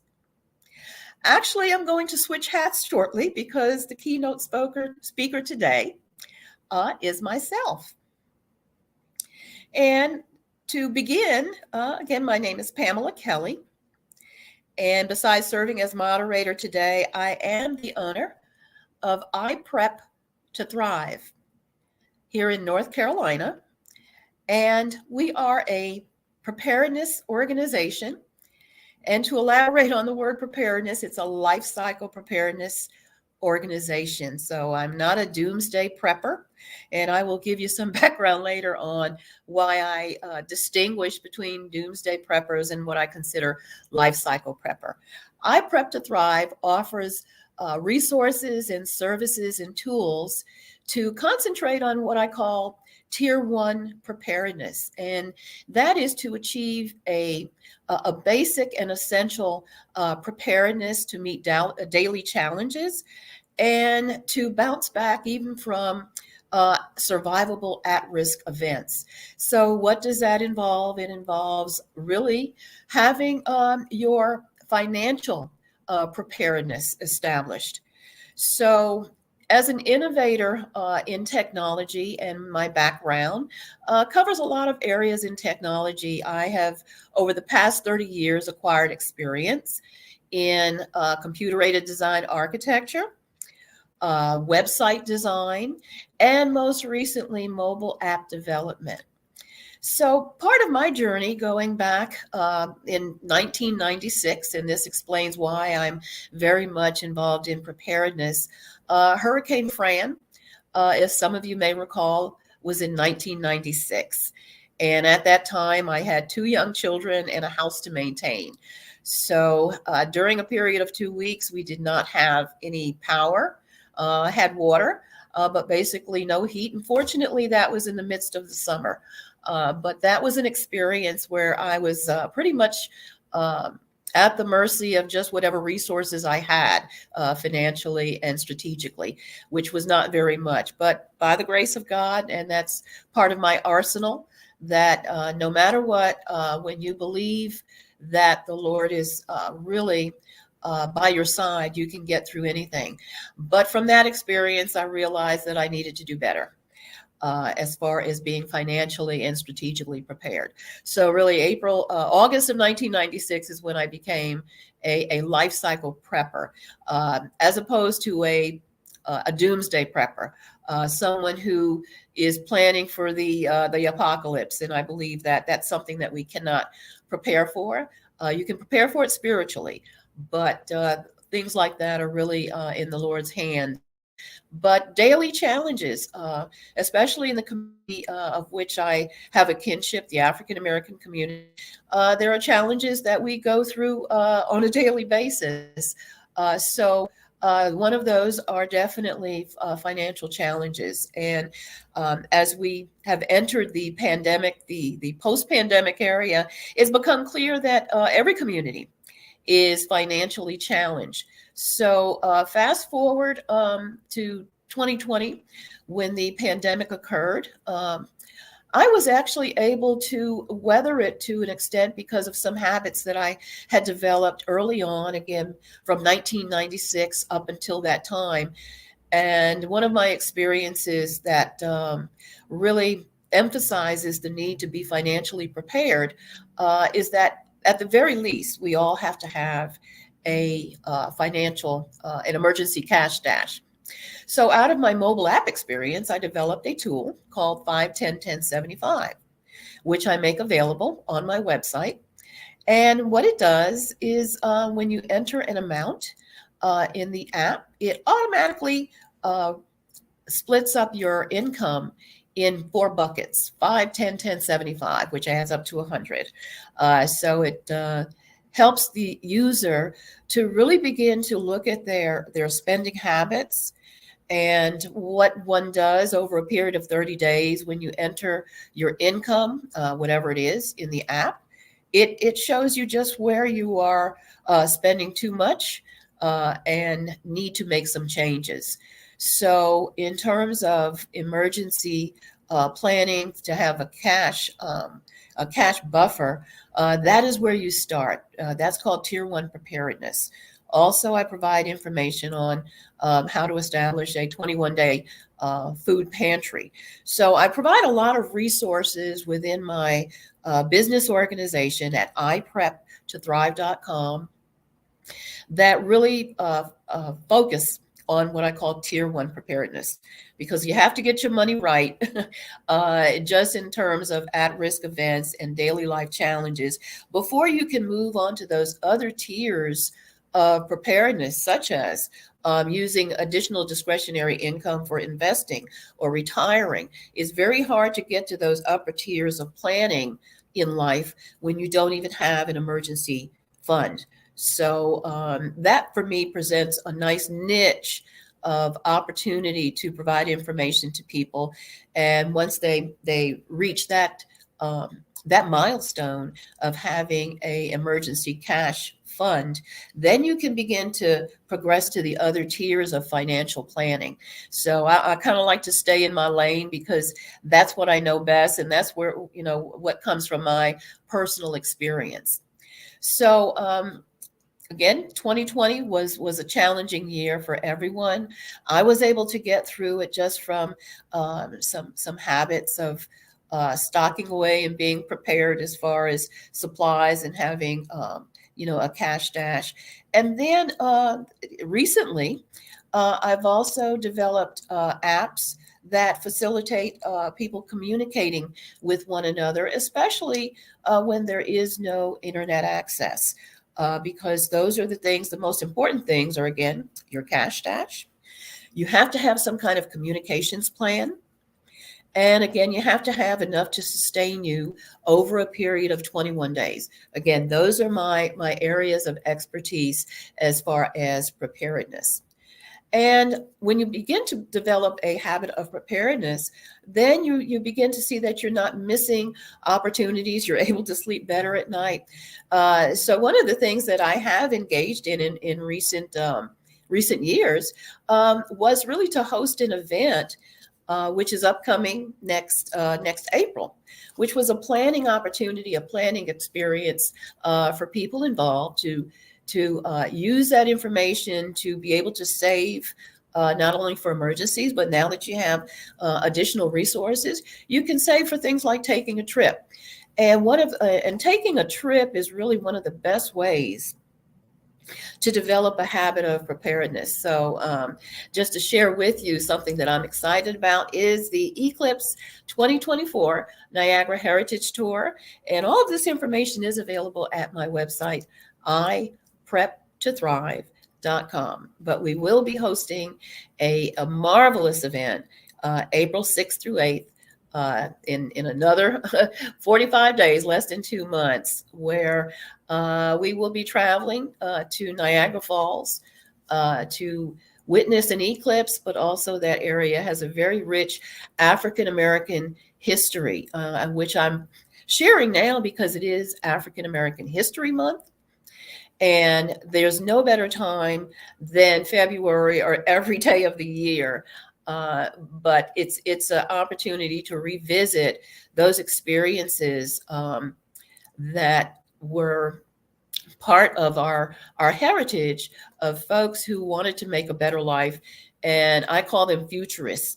For instance, Harriet Tubman, Frederick Douglass, the Niagara movement. If many people are not familiar with that, but W.E.B. Du Bois put together a group of people who wanted to develop an economic plan that is very much compatible with my use of 5, 10, 10, 75. In other words, churning our dollar. And I need to put in a plug for Dr. Kelly, because he's very much part of this narrative of churning our dollar in the African American community.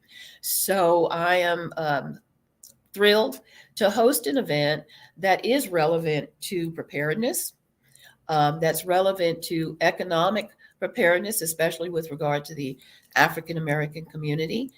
And you all are able to take advantage of opportunities that are at my site, where I do things that I try to structure it so that it is a win-win for people who visit the site, take advantage of my resources, such as being a member.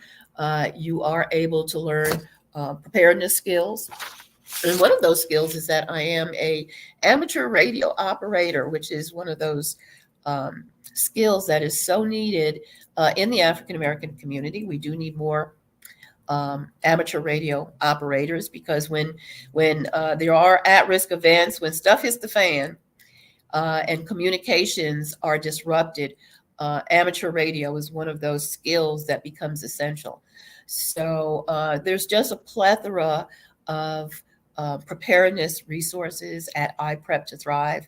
And so I welcome everyone to visit ipreptothrive.com to take advantage of the mobile apps that I have available that can assist with beginning to save for a preparedness fund that conveniently split up your dollar so that it's easier to do that. I have saving schedules, and I look forward to speaking with some of you just to provide additional mentorship on using some of those tools and taking advantage of learning.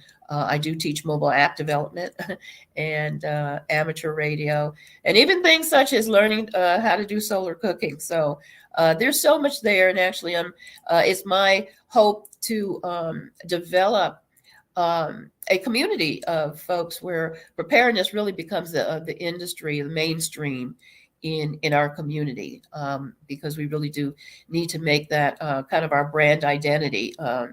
So if anyone has any questions, just reach out to me, Pam at ipreptothrive.com. So at this time, if I can take any questions, or Dr. Kelly, if you can give me some direction on anything that I can share or elaborate on, I'd be glad to do that. And I'm just going to switch back to being a moderator and just sharing about what the Black Business Network actually does, which is some really good activities. The Black Business Expo's mission is to raise funds for high school seniors going to college or K-12 entrepreneurs. Yes, we have to really prepare, and that's what preparedness is about, empowering our young entrepreneurs to be idea producers, not just idea consumers. So we really need to develop a new cadre, a new generation of idea producers.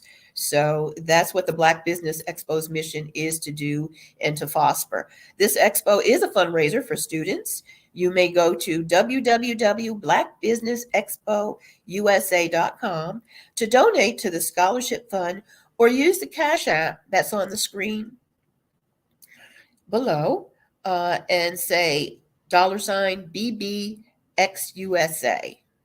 Our goal is to give laptops and up to $5,000 to 10 students. Students can register online at Black Business Expo. So with that, I can go back to share a little bit more about what I do at iPrep to Thrive. And one of the things that I am excited about is recently I have formed, is now in formation, the it's the Preparedness Advertising Network. Preparedness Advertising Network, because there really needs to be a imagery industry, which does not exist right now, that is focused on imagery, content, messaging, and audio that promotes preparedness in all communities, but particularly in the African American community. So my excitement with this new activity is that every message, which is a public service message, has to have audio, imagery, and the message. And I'm someone who loves music. I love audio. I love imagery. So it's exciting to me to really extend the invitation to people who want to be a part of the Preparedness Advertising Council, because PSC, that stands for PAC, and I like this the imagery potential for that. PAC, the new PAC in town. So you can now visit the website preparednessadcouncil.com, and you will see information on how to get involved in participating in the Preparedness Ad Council, which is really going to launch an industry of limitless opportunity when you think of the various preparedness campaigns that are possible, especially across all age groups and across various professions. For instance, there is a need for preparedness ad campaigns that target seniors, preparedness messaging to seniors, preparedness messaging to young people, especially to help encourage young people to get prepared and the resources available in STEM industries. There is a need for preparedness advertising, public service announcements for the disabled, for veterans in our community. So it's limitless in what it does. It provides a wonderful media registry opportunity. For instance, if you like to be behind the camera, in front of the camera, all skill levels. Beginning April 8th at the post-eclipse celebration, I will actually have the official installation of the Preparedness Advertising Council. So right now it is in soft launch. You can go to preparednessadcouncil.com and become a member, which it's very reasonable. This is not something for me to become a millionaire through. I am retired and then became unretired because I'm so passionate about preparedness. But I simply want to engage people and excite people about the potential in developing a imagery industry that is focused on financial, strategic, and even faith-inclusive preparedness in the African American community, because our solutions, the solutions for one culture, there's no one. Let me put it this way: there's no one-size-fits-all preparedness solution for every culture. And within our community, faith has always been a core of our resilience. So those are things that we do need to incorporate in our messaging, in addition to financial and strategic preparedness. So my branding, you will see that it says our culture, our imagery, our solutions. And another word that I love to use that is very relevant in everything that I do is futurism, economic futurism. I consider myself a futurist. And what is that? That's anyone who by faith, at least the definition for, relative to iPrep to Thrive, a futurist is someone who believes by faith in the future and prepares for it in spite of what the present looks like. And that's crucial because all of us, look at the news today. If you allow yourself to be highly influenced by the mainstream media, there may not seem to be much to look forward to. But as a futurist, here's a tip: before you retire for the evening, look at something, read something, see something, any kind of imagery, or read something or hear something that encourages you to believe in the future. If you do that as the last thing when you go to bed, when you wake up in the morning, you'll wake up believing in the future and planning for it and preparing for it. That is what a futurist is. And so for our community, that is one of my goals, to really encourage people to think like a futurist, because that is really honoring actually our ancestors, such as those that the folks who are traveling on the Eclipse tour will be learning about. They'll be learning about and actually traveling those areas that were navigated by folks such as Harriet Tubman and Frederick Douglass and W.E.B. Du Bois. Those folks were futurists before the word was even conceived, because in spite of how the present looked, and we think we have challenges now, they had challenges. This was when the policies at that time still enforced slavery. And so those are the times they lived in, but they still believed in the future in spite of how the present looked. So I think that's a worthy legacy for us to carry forward, because 2024 is certainly a crossroads year, which is how I see it. It is quite a crossroads year, because the next election is this year. It is a leap year. So, and April happens to be National Financial Literacy Month. So every month on the calendar actually has a preparedness focus. So I'm just watching the time here, because again, I'm kind of doubling as moderator and speaker today. But there is just so much opportunity when we take one step out of perhaps the current economy, which is unpreparedness driven. And visit my website, and and you will see why I define it that way. Take one step out of the unpreparedness ecosystem that now exists, and spend some time, invest some resources in the preparedness driven activities at iPrep to Thrive. And I promise you, I guarantee you that you will see a change in the outlook for the future. And just imagine collectively if we could all become futurists and actually practice economic futurism, which is 5-10-10-75, where we actually begin to invest in our community intentionally and reciprocally, just as Dr. Kelly has envisioned with the Black Business Network for the last decade at least. So that's what we need to do. Preparedness pays, unpreparedness costs, but preparedness pays.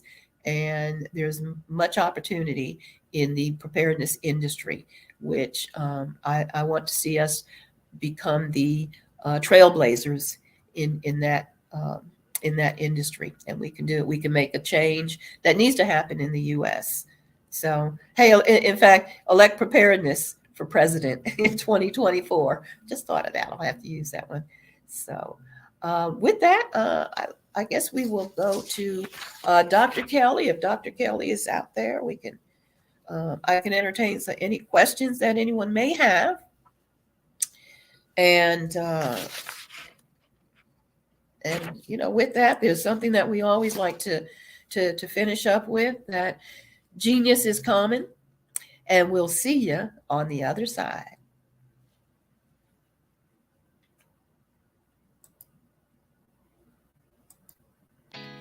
Did you know women represent just 3% of Fortune 500 CEOs and less than 15% of corporate executives at top companies worldwide?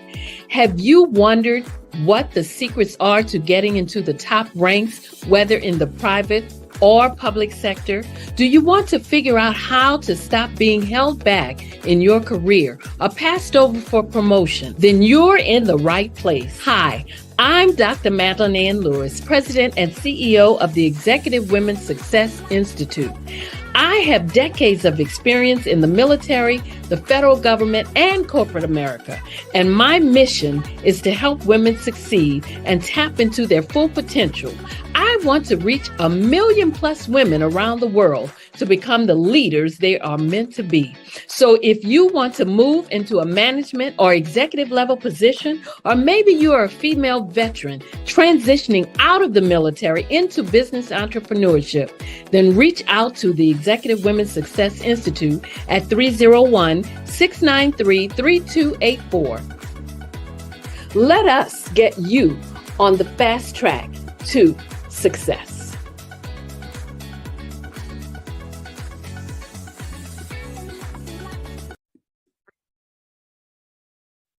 Hello, I'm Dr. Madeline Ann Lewis, President and CEO of the Executive Women's Success Institute. And my genius is helping women accelerate the path to success. You know, I was blessed to have strong women in my life who encouraged, motivated, and pushed me to do my best and to never even think about giving up on my dreams. So I say to women, we must show up to rise up. We have talents and potential, but who will see them if we don't speak up and get noticed? I know that women are a tremendous resource on this planet, and there is nothing more fulfilling than helping a woman tap into her full potential. I do this because I want to be a part of helping as many women as I can to show up, to rise up. I do this because genius is common.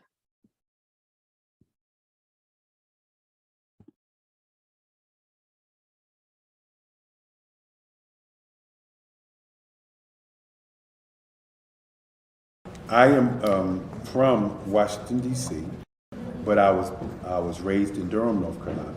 I came to Durham when I was about 5 or 6, and then I traveled back and forth to D.C. because it's where my people are from. One of the unique things about my family is my mother, she's also an artist. She does quilting, and she does a lot of artistic things. And then my son, he draws with both hands, his right hand and his left hand, like I do. So that's kind of a family trait. And then my other son, he's a videographer, and my daughter, she works, she's a regional vice president for Sunglasses. When you start out drawing and sketching, you want to continue to explore, you know, each avenue. I do pastels, I do pen and ink, I do painting, I do acrylics. I haven't done oils yet. But I try to do all facets of art. What I say to a lot of times to people is, you know, you can't put yourself in a box when you're an artist. You have to explore. And over the course of my life, I've tried to explore different mediums. I also do sculpture as well. I choose my subjects by the intensity that they have in their faces, or the intensity that somebody is moving, because I do more than portrait drawings. I also do I do abstract, and then I do figurative drawing also. Well, what happened in this particular show is that I started out trying to come up with something that would be a little bit different than what everybody else is doing. So I was working on a Barack Obama show, and they wanted me to do some paintings of Barack. And so what I did was, because of the deadlines, I kind of did it kind of fast. And then I realized when I was doing it fast, I enjoyed it. And so then I started doing other pieces the same way, and I started to enjoy those pieces also. And so I came up with this particular style, and it's a style of lines and colors. And what's interesting is that when I was in college, I did a show called Lines, Colors, and I talked about the boldness of the blacks, the the hotness of the whites, and this is how this has come about, later on in my life. And the colors comes from a lot of the entertainers that I work with, where they wear different colors. They don't wear, your plain reds or your whites. They wear different colors, and so that's also another piece of what's giving me the colors. The subtitle of this show is Faces That Speak Life. That's real critical. Faces that speak life. Each one of these pieces is a life source and a life energy that's being put on display for people that are looking at them. I always say in terms of my art, it's not important that I draw them. It's important what you get out of what I draw. I don't try to just draw it because you like it. People wanted me to do prints. I didn't do prints. People asked me to do different people, but the people that I choose are people that make a difference in the lives of people in the world. So the human landscape idea was, again, as I say, the lines represent your emotions, it represents your ideas, and it represents your journey as a human being. And that's why you get the different pieces and the different looks. And as you notice, I try not to do one look that looks alike another look. And that's what's the most important part of this show. Art to me is a creative expression of something from nothing. It explodes onto the canvas, or it explodes on in my work. One of the things that I try to do more than anything is I try to just give the lines and the movements and emotions and the expressions to what I do. Art really means to me a chance to express how I feel deep down inside. Most of my art begins as a thought that I might have, whether it's sports, whether it's history, whether it's a woman or a man. It pretty much starts as an idea of thought before I get into the actual image of what I'm going to draw. I do a lot of historical pieces. I was a history minor in college, and I love to do history pieces. And a lot of times I'm thinking about history, and then I try to make that history impact you as you look at it. That's one of the reasons I do pictures so large. People ask me, why do I do the pictures so big? And I tell them, I want the piece to impact them as they're looking at it, to kind of dominate them, dominate their space. And most of my pieces I try to do off page. I don't try to do anything that's going to be in those four corners or in a square. And I want your imagination to be a part of the piece that you're looking at.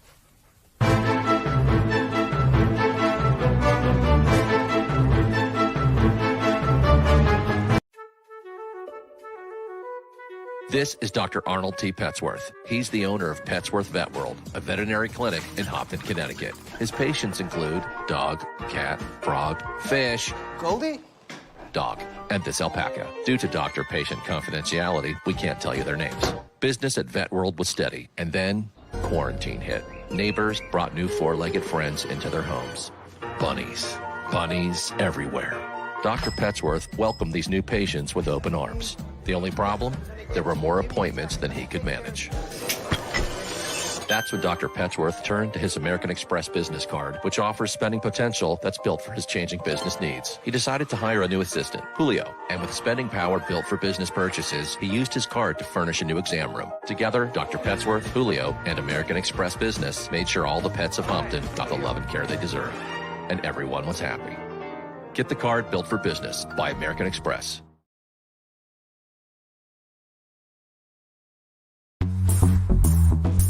Attention all entrepreneurs and companies. Are you looking for reliable and efficient virtual assistants and back office support to help you manage your business tasks? Look no further than Superwoman Business Services. Our team of virtual assistants provides a full range of administrative support services, including operations management, social media marketing, and much more. We also offer website design services to help you create a professional online presence that reflects your unique brand. In addition to administrative support and website design, We offer business development and structuring services to help you grow your business and achieve your goals. We'll work closely with you to identify areas of improvement and develop a customized plan to help you reach your full potential. At Superwoman Business Services, we understand that running a business can be overwhelming and time-consuming. That's why we're here to help you fly high and achieve success. Our virtual assistants are highly skilled, experienced, and dedicated to providing you with the support you need to thrive. Come fly with us and take your business to new heights.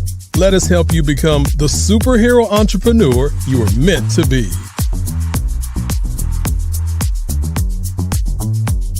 Contact Superwoman Business Services today to learn more about our back office support services.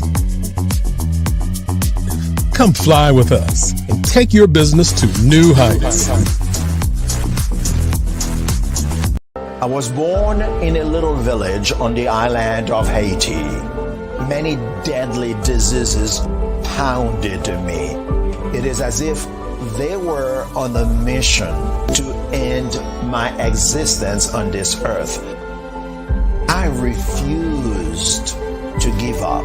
In 1983, I left Haiti and came to the United States of America. And I came with $5, 2 shirts. I didn't speak any English. I came to Atlanta. I got a job. I was a doorman. I was a doorman with a dream. What I used to come on stage. I'd rehearse this moment that I'm standing in front of you. That's the power of a dream. Maybe today is the day you begin acting as if you already have it. And then step out with full force. Take a risk. No condition is permanent. Don't let your situation distract you. You are chosen. You are called. You are born for a purpose in this life.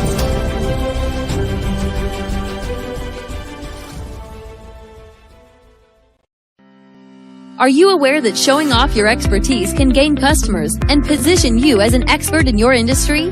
Consumers need confidence to purchase. So let us showcase your knowledge by interviewing you for a 3 to 5 minute video. We'll position you as an industry expert with a customized interview style video, and for a limited time, we'll cover all production costs. Click this ad or call now for all the information. You'll want to experience the same 5-star service our customers love. So take advantage of this one-time offer. Click this ad or contact us now.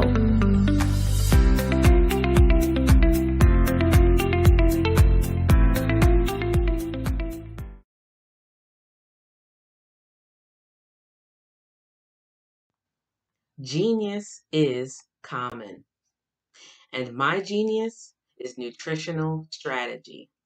I am Shawnee Smith, the owner and creator of Can Do Spice.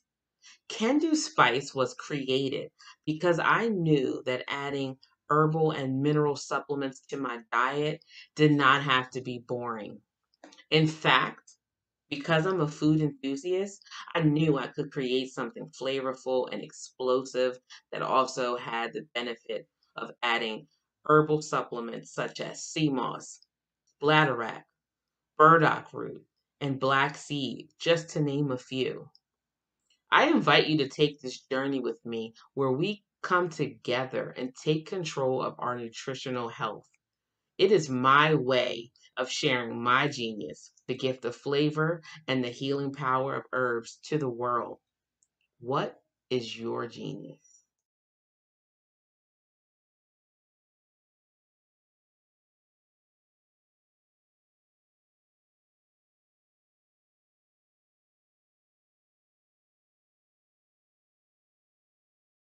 Hey, it's your girl Colette V. Smith. The V is for victory. My mama would tell you the V is for Veronica, but it's Colette V. Smith, the NFL's first African-American woman to coach in the history of the National Football League, by way of being the first female in 2017 to coach in New York Jets franchise history. Today, I'm the founder of Believe in You Incorporated. Believe in You Incorporated. I got here because I didn't limit myself. I started thinking freely, living life freely. Don't limit yourself. Unleash your power, the power that God created you to be and to have. I got here because I didn't just follow a path. I created my own. You can do the same thing. You know why I know this? Because genius is common.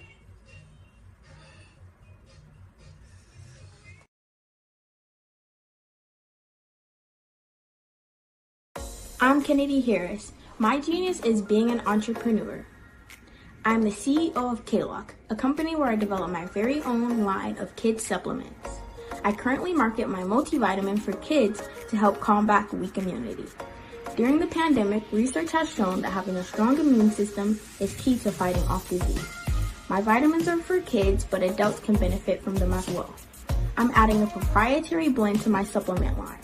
I want to create my own blend so that I have a competitive edge in the marketplace. Staying healthy is important to me so that we live longer and have healthier lives. My website is klockproducts.com. That is K-L-O-C-K. Genius is common.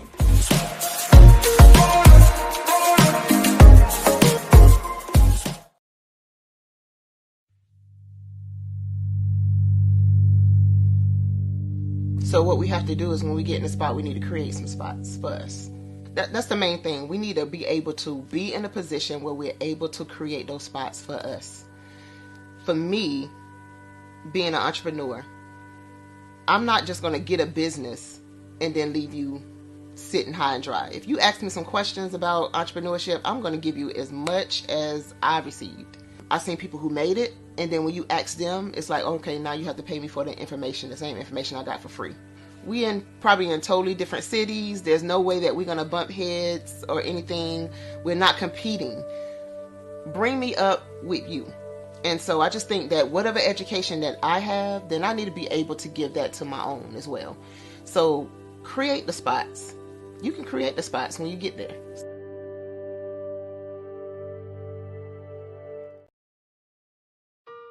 Hello, this is Israel, and I am CEO of Daydreams Interactive and author of Princess Planet. So, genius is common, and as a kid, I loved to daydream. Even as an adult, I loved to daydream.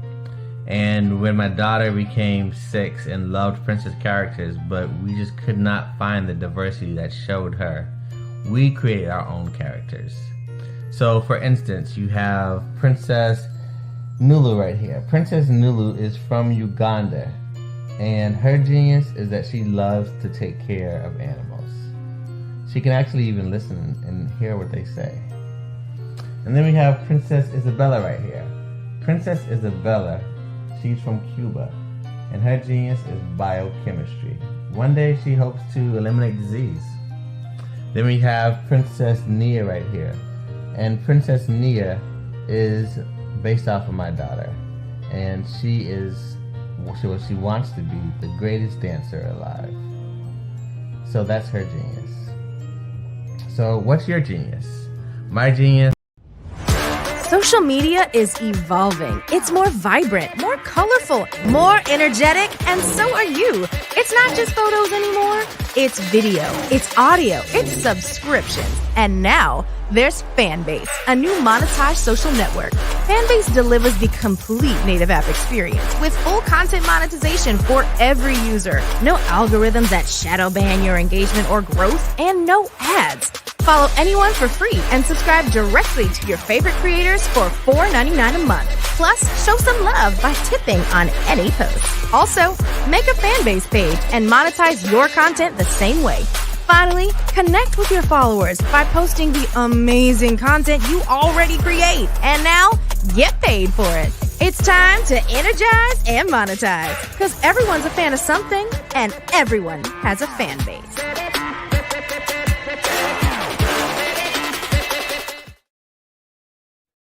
Hey everyone, it's Grant McGaw, CEO of 5-Star BDM and host of the award-winning Follow the Brand podcast and TV series. where I help you to build a 5-star brand that people will follow.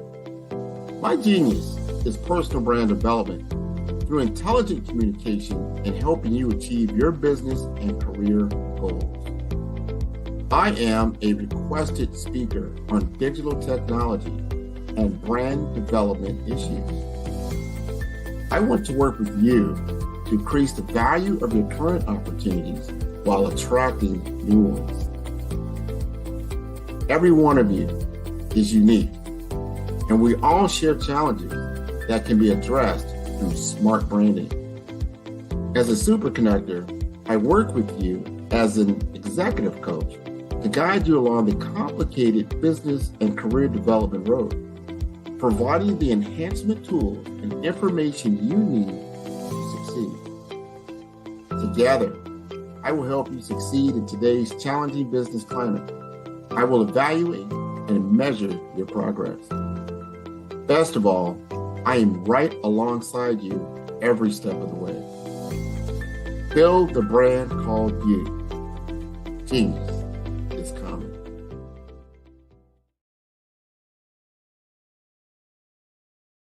Follow the Brand TV broadcast host, Grant McGaw, as he visits with top executives and entrepreneurs to find out their secrets of success with their personal brand. Follow the Brand TV broadcast host as he focuses on brand development to build better relationships, bring value to your business, relationships, and career. You will Hello, I am Dr. Eric Kelly III, the visionary strategist and founder of the Black Business Olympics. I invite you to showcase your Black-owned businesses on the Black Business Network global stage. The Black Business Olympics is a global Black Business Network platform that propels Black-owned businesses into the international spotlight. By showcasing your business on the Black Business Olympics platform, you can reach a worldwide audience of potential customers, partners, and investors. You can also establish yourself as a thought leader, an expert in your field, attract lucrative partnerships, and more speaking engagements. In addition, the Black Business Olympics platform provides a valuable opportunity to connect and collaborate with like-minded entrepreneurs and business professionals from around the world. This can lead to new business opportunities, ideas, and relationships. Finally, by sharing your story and expertise on the Black Business Olympics platform, you can inspire and empower others. This is a powerful way to make a positive impact on the world and leave a lasting legacy. If you are a Black-owned business owner, I encourage you to seize the opportunity to showcase your business on the Black Business Olympics platform. It is a once-in-a-lifetime opportunity to make an indelible mark on the world. Be one of the 1,000 visionary entrepreneurs who are changing students' lives, shaping industries, and leaving an unforgettable legacy for their families. Unleash your voice on our global stage and watch your business thrive. Black Business Olympics is one of the largest Black business showcases in the history of Black business in the world. Yes, the entire world. Just give me a call today at 919-308-9090.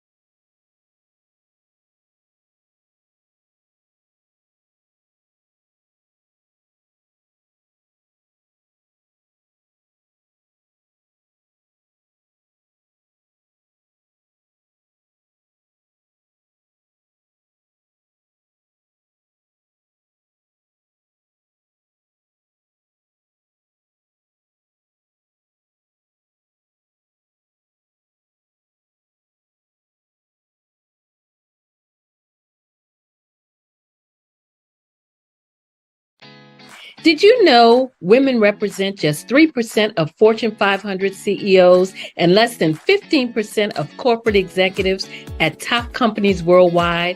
Have you wondered what the secrets are to getting into the top ranks, whether in the private or public sector?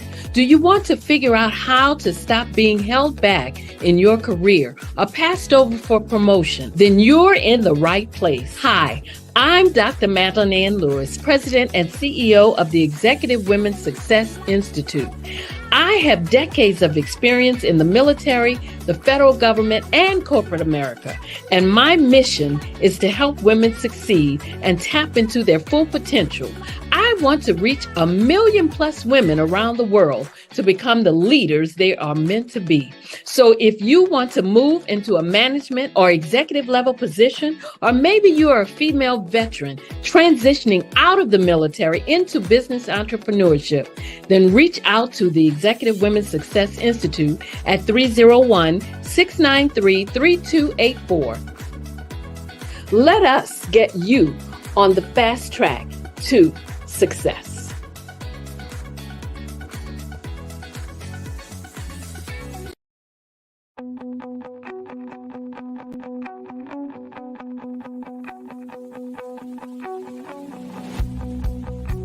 I am Black business. From the moment I wake until the time I sleep. Yes, I am Black business. I am Black business. Tell me, are you Black business? I am Black business. Do you support Black businesses? Listen, I support Black business because I am Black business. Black Business Expo, one of the largest business showcases in the history of Black business in the world. The world! Sign up today at www.blackbusinessexpousa.com or call 919-308-9090. I am Black business.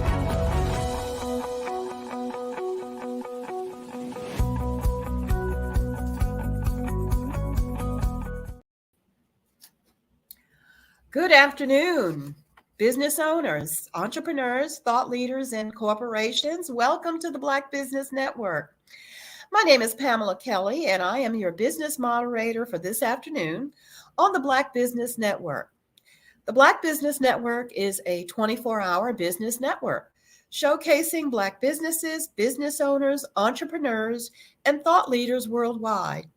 We have speakers from North Carolina, London, Singapore, Africa, Japan, and cities all over the United States. The Black Business Network is a global community, sharing its business knowledge to empower, inspire, and educate businesses about business. This week, we're hosting the literary edition of the Black Business Olympics, showcasing writers, authors, speakers, publishers, agents, and literary enthusiasts. Our next speaker this afternoon is Deidre Armstrong. Deidre Y. Armstrong is a preeminent language analyst, ghostwriter, editor, and master writing coach with an eclectic portfolio that spans a multitude of genres. Known for her unparalleled expertise in content, strategy, and development, Deidre has been enlisted by a who's who of clients such as Meta, Facebook, and LinkedIn, to the finance sector's FIS Bank and US Bank, and from television's monolithic NBC to the venerable HarperCollins publishers. And with that, I now present to you Miss Deidre D. Armstrong.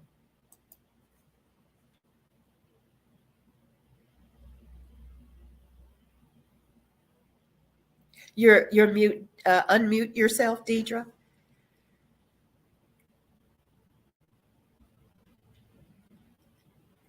Let's see if I can. Yeah. Do you see the tool to unmute yourself? Just. You are in the right place at the right time. The Black Business Network opens again for its Black Business Olympics, a 24/7 broadcast on business, strategies, global branding, social media marketing, finance, advertisement, and much, much more. featuring the top, most powerful entrepreneurs and speakers and thought leaders from all around the world as they gather together for this phenomenal event. Join the Black Business Network streaming live into the metaverse, STEM City, USA, Black Multiverse, Pod TV, Roku, Hulu, iHeartRadio, Apple TV, YouTube, TikTok, Instagram, Google Podcasts, Facebook, LinkedIn, IBM TV, Spotify, and Twitch. Tune in today and be a part of this amazing movement. The Black Business Olympics welcomes you.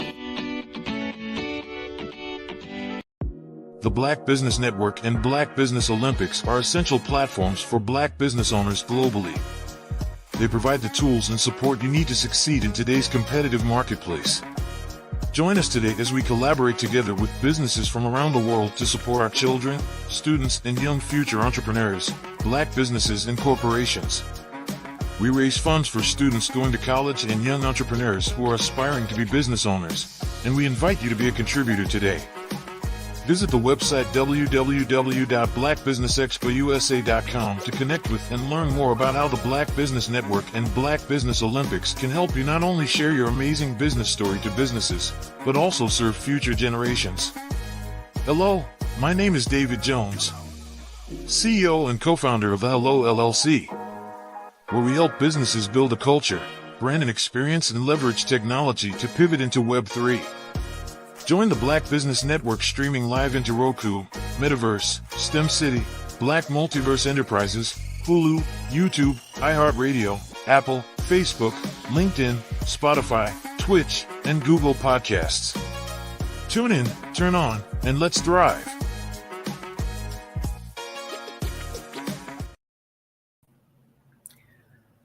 Okay, welcome back to the Black Business Network. We had a bit of a technicality. Those happen. And so I can take over. Thank you for that wonderful introduction. You're And welcome. Thanks, Pamela. My name is, as she mentioned, Deidre Armstrong, and I am a master writing coach. And so what I wanted to talk about today was a variety of things. I named my topic called Ink and Insights. I like to use ink because traditionally that's what the pen represented, writing, all different types of writing and signing. So I did want to kind of stick with that, but talk about what's going on in the industry now in terms of writing, all different types of writing.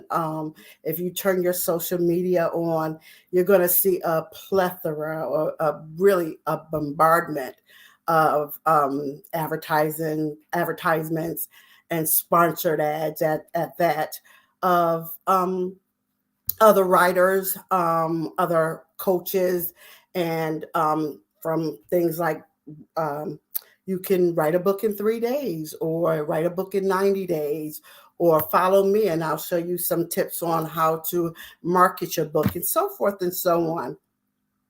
And so I really wanted to talk about where that is going, the trend of publishing and writing, and talk about some of the old things, phobias, as well as some myths versus reality, writing behaviors and writing traits, and when to hire a writing coach.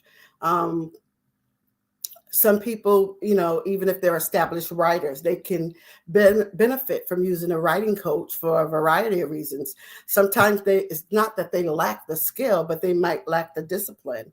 They may need help getting on a schedule and staying on a schedule. They may need help with accountability. So I'm going to go and talk about that later on in the presentation. Talk more about the benefits of having a writing coach. And then what to look for when you are vetting or needing a hiring coach. So we'll go over those things. Traditionally, 80% or more people have desired to write a book, but never wrote it or would never write it in their lifetime. And the main reason was 4-letter words: fear. And it would be fear of rejection, fear of failure. Sometimes people even have fear of success. Well, what if it does jump off, or it does turn out to be something that could take me to another plateau in my writing career, or, changing careers, if that. And so some people have a phobia of success. Another thing people have is a phobia of criticism. They can't take criticism, even though it's constructive. And so there's a way that you can work with writers of all types: your novice writer, your intermediate, your advanced, and your super advanced writers, to overcome any of those fears if they have them, and move forward or push forward. But I also want to talk about a trend that I see coming, and I mentioned that earlier, is that if you go to your social media, everywhere you're bombarded with ads. And what I'm finding is a lot of the clients that are coming to me now is they are confused. There's information overload. There's so much. I don't know if I should join a boot camp versus should I do this 3-day weekend thing? Should I do a 6-week boot camp? What should I do? This person is telling me that my book can be a bestseller if I, take their course and I work on a weekend, Friday through Monday, or Thursday through Sunday, and I can have a book. Another thing is people want to go into coaching, and they say, well, you need a product. And the best thing to do is, if you want to be a speaker or you want to coach, you need a book, you need a product. It helps with your brand.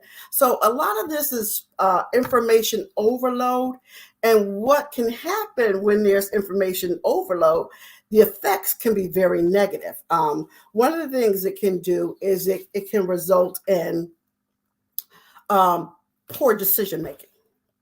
A person may go and they may sign up for just about everything they see online, and it can lead to poor decisions. You're out of money. You don't have your book in 3 days. You don't even have your book in 90 days because you are overwhelmed and being bombarded with this information overload from what you see on Facebook and on Instagram and on TikTok, everywhere you look, even on LinkedIn. So one of the things I suggest that people do is that they take a step back and they even vet some of these programs and some of these coaches. Is it really realistic? Talk to established writers and see, what does it really look like? What is the time frame to really get a book to publishing status, or the quality that you would like it to be, so that it, the quality that it needs to be, so that you don't get bad reviews, so that you have a chance, if you want to, get an agent, a literary agent, and if you want to, go the traditional publishing route and get representation. Another thing that can happen is you develop bad behaviors, right? I call them bad writing behaviors, which can lead to a bad writer's profile. And I'll get into that in a minute. Another thing that can happen when there's information overload is that you don't know how to discern myth from reality. And I'm going to go into that in a few minutes as well. So I'm sorry, I'm looking at my notes and let me just get them.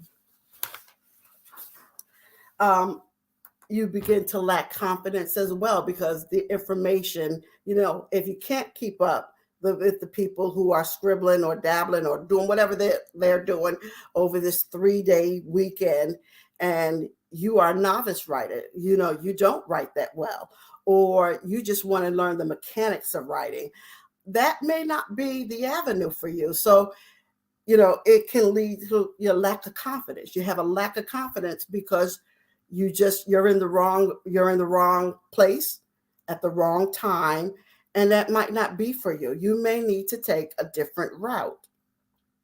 And then low productivity. That's another effect that can happen with information overload. You don't meet your targets, like I just mentioned. You don't meet targets. You don't meet your own targets. You don't meet the targets that are set forth for you through these programs or these coaches, because they may be too aggressive and they may even be unrealistic. So we're going to look at some of those things. For one, myth versus reality. So here's some of the things that I wrote down. Here's myth versus reality. You can write a book in 3 days. I don't agree with that. You're lucky if you can get an outline done in 3 days, a good outline for your book. I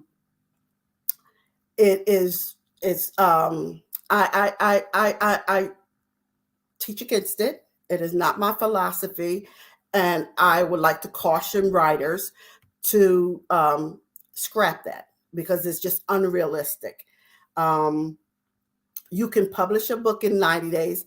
That's pushing it. And that's even pushing it for accomplished writers or skilled writers, because there is a entire process from the beginning stage to the end. And from the time you either write that first letter or you type that first letter on your software or your computer, there is a process. So you have a draft. You're probably going to do some rewrites. And if you don't, you're not going to have a quality book. And you're not even going through the writing, the development phases of writing, because that's what it takes. So I caution even against 90 days, because publishing a book in 90 days, because it takes time. Now, if you are part of a writing group and you have a segment that you're writing, then that'll work. But if you don't have a team of writers helping you out, that's almost impossible, and it's unrealistic for most writers. Another thing, another myth versus reality is writers don't have to do the heavy lifting because the editor can turn their manuscript into a masterpiece. That's also false. It is your responsibility as a writer. This is your baby. You stay pregnant with it for a while. And as you're carrying your baby, this is the writing process. This is going through the stage. This is trimester 1, trimester 2, and trimester 3 of the writing phase. So you must write, you must rewrite, you must get some feedback, test it out with some trusted friends. You can also ask an experienced writer, hey, look at this. Tell me, what can I do? Give me some constructive feedback, and be open to the feedback that you receive. Incorporate it. Don't take offense to it. Incorporate it. Embrace it. Another thing is only novice writers experience writer's block. That's also a myth. That's false. Every writer experiences some form or facet of writer's block. And sometimes the solution to that can be as simple as changing your environment. Leave the house, go to a cafe, go to a library. Sometimes you might not need to take a day and go stay in a hotel and lock yourself up. Some people go to cabins. Some people do retreats with other like-minded writers where, if that's the goal, that's what you need to do. That's if you're serious about it, if you are serious about your writing and you go on these retreats for writing, get the writing done. Set your goals, make the goals happen. AI, here's another one. AI can write your full-length book for you. That's false. AI can help, and AI can only help with certain types of writing, a lot with certain types of writing. So when it comes to memoirs and stories that you need to have deep character development, AI is very limited in that in that capacity. Now, AI can give you a lot of information on reference books, but you still need to have your own voice and your own style incorporated into your writing. I can almost always, and I'll just tell you, I can always tell when something is AI generated versus when it is totally produced from a human being. And there is a difference. What AI lacks is true emotion. It can use some words, but the emotion and the sentiment behind the words and the story is usually lacking. And so AI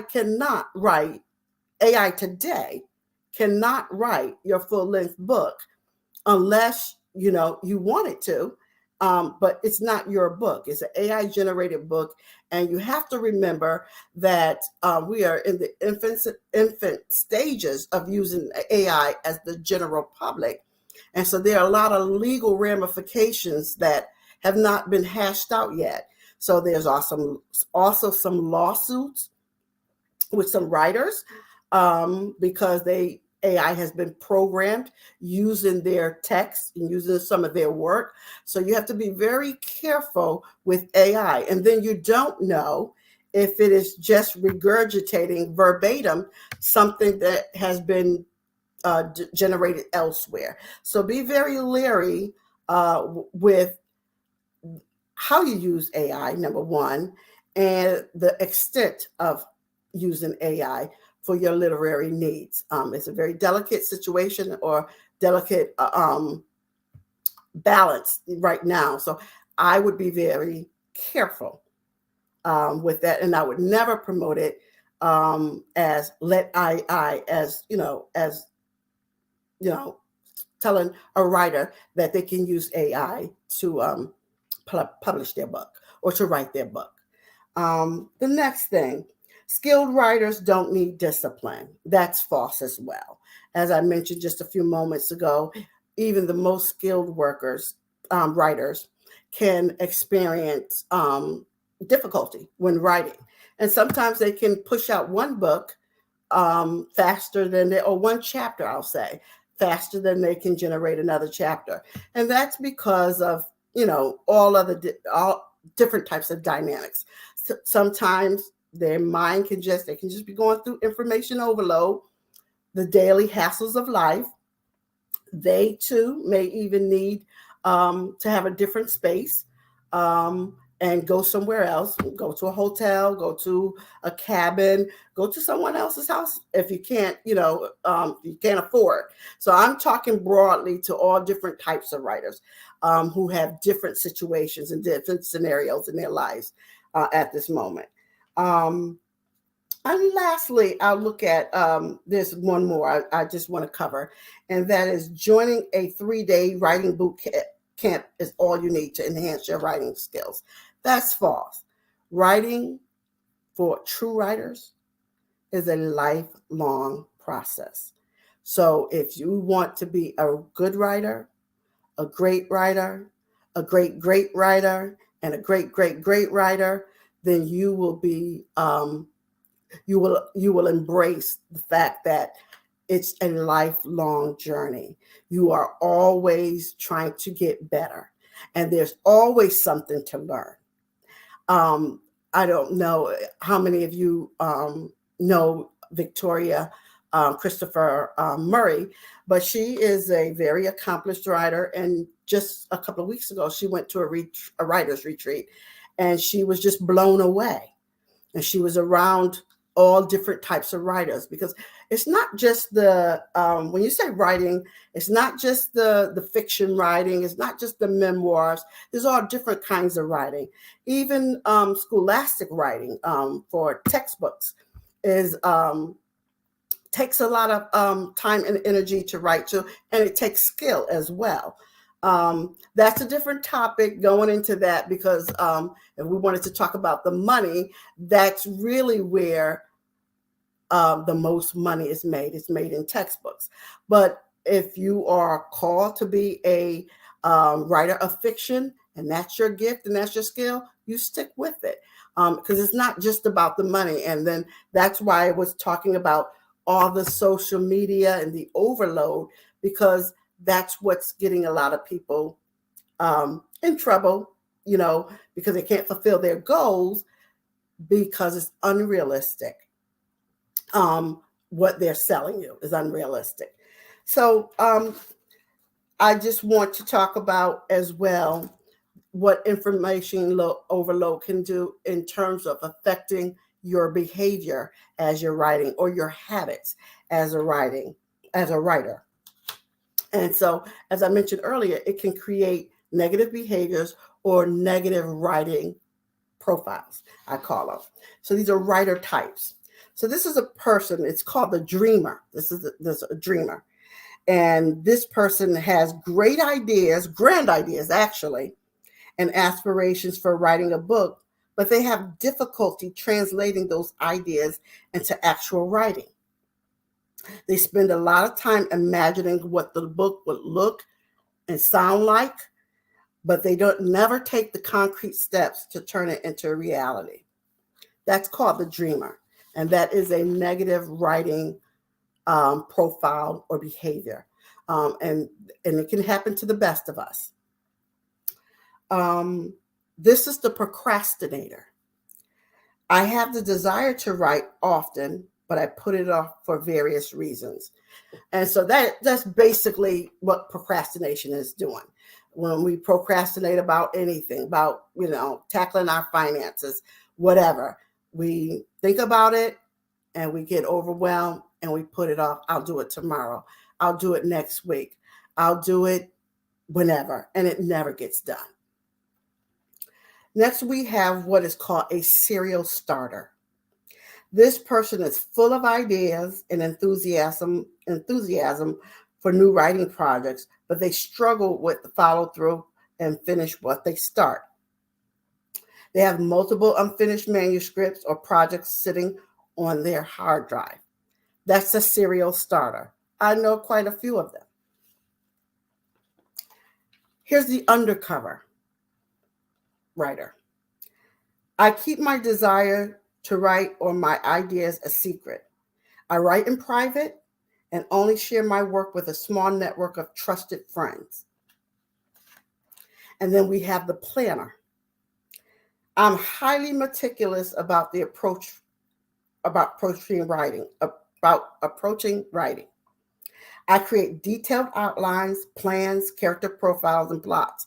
And that person called the planner spends so much time on the outline or the note taking, and they have a little bit of procrastination in them, but they call them the planner. And so they don't really get to the meat of writing when they should, and that can impact, their motivation.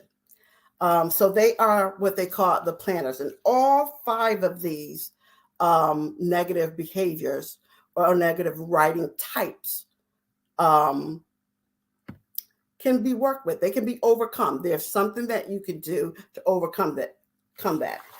And the solution to that problem is to hire a writing coach or seek out a writing coach. Now, most people think, okay, I know what a writing coach is, okay? A writing coach is no more than a professional who helps people improve their writing skills and reach their writing goals.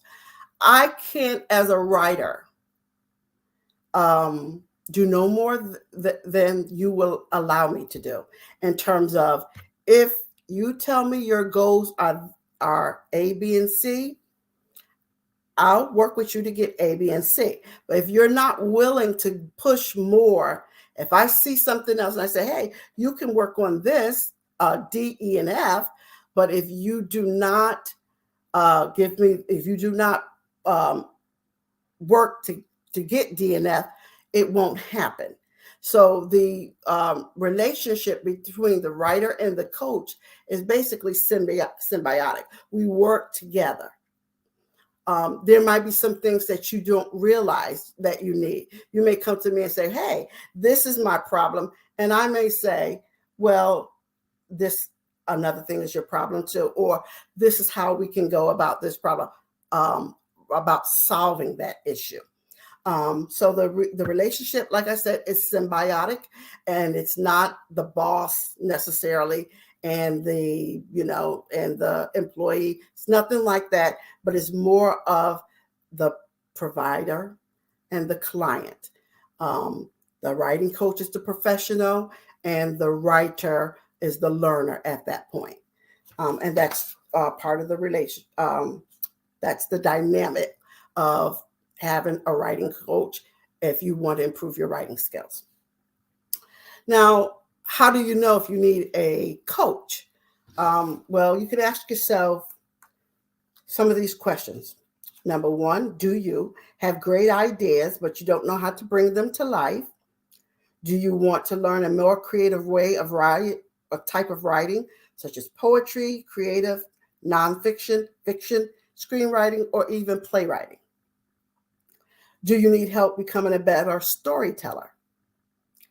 Do you want to become a more skilled writer? Do you need help developing your characters? Do you want to develop a positive writer profile? That means you don't want to be in any of those other categories that I just mentioned about the dreamer, the procrastinator, the planner, the undercover writer, and the serial starter. Do you want to learn how to employ effective strategies to overcome writer's block or other writing challenges? Do you need someone to help you stay accountable with reaching your literary goals? Do you need help navigating the writing journey, period? If you can answer yes to any of those questions, then you should hire a writer, or you should seek out a writer coach. Now, the benefits of having a writing coach are numerous. Number one, it aids in skill development. So writing coaches can provide personalized feedback and guidance, constructive criticism, and tailored goals, tailored to meet your specific needs and goals. Okay. The writing coach can kind of hone in, the experienced writing coach can hone in and, figure out what exactly you need. Because some people come to me and they say, I just need help. Some people know off the bat, look, I'm not a writer. I have a story to tell, but I am not a writer.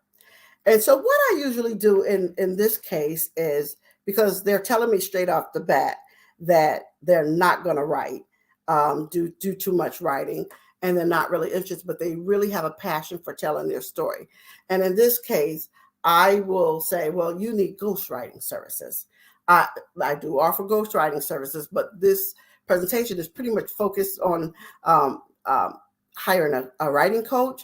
But if you find yourself in that scenario, then, be honest with yourself. Just say, hey, I have a story to tell. I want this for my business. I want this to promote my brand, but I don't want to write it. Then you need a ghostwriter. And there are plenty out there. I'm not going to cover that topic today, but we'll just focus more on the benefits here of hiring a writing coach. Another benefit to hiring a writing coach is that you have someone to keep you accountable. Through feedback sessions and regular check-ins, the writing coach can provide you with accountability and motivation so that you stay on track and you can stick to your writing goals. One way I do this as a writing coach, if a person is having problems with accountability, sometimes it's pretty much they need a schedule. And so I help them with a schedule. So as an example, if a person is a novice, I may give them a schedule of writing 3 days a week.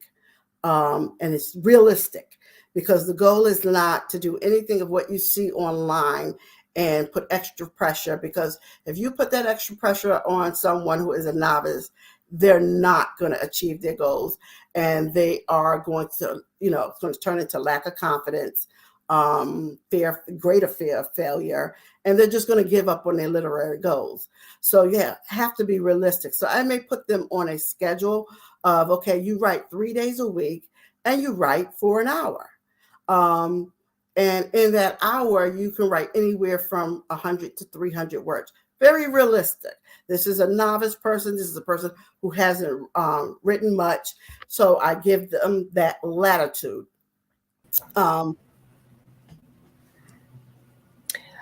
Deidre, thank you so much for all of the information. It's just such a volume, if I may use that word. Yes. Information, and I think there's a book in so many of us. Yes, so many of us have It a is. story, and as you described each of those categories, I could relate. So, I'm just glad to know that there are folks such as yourself that offer that service to folks who have a story to tell, don't know where to start, but they know at some point that they really need to.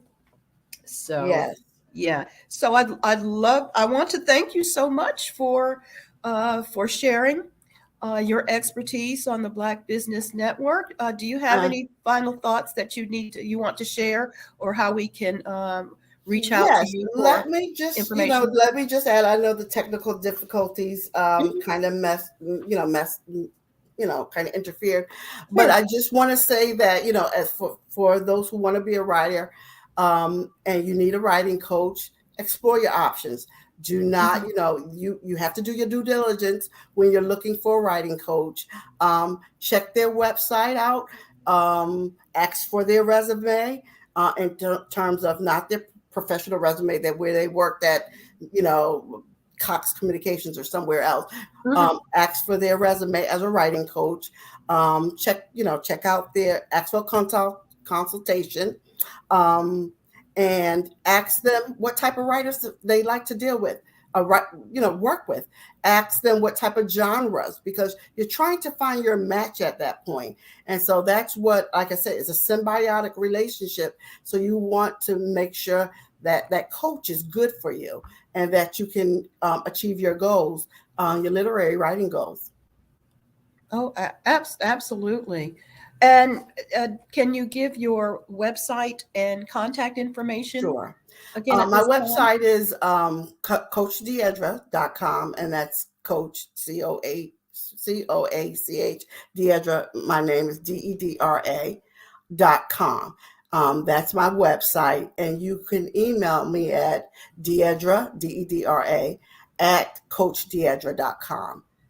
You can email me with some questions. You can request a consultation.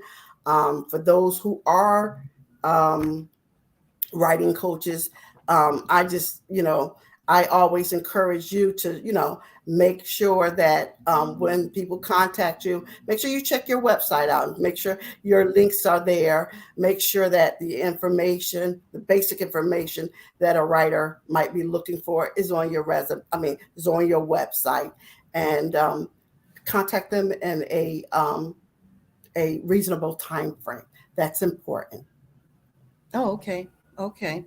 Great information. Great information. Well, at this time, I want to thank you for joining us. And at this time, what we will say is genius is common.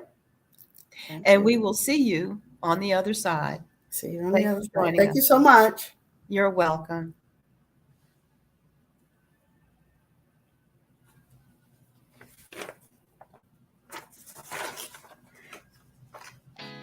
Did you know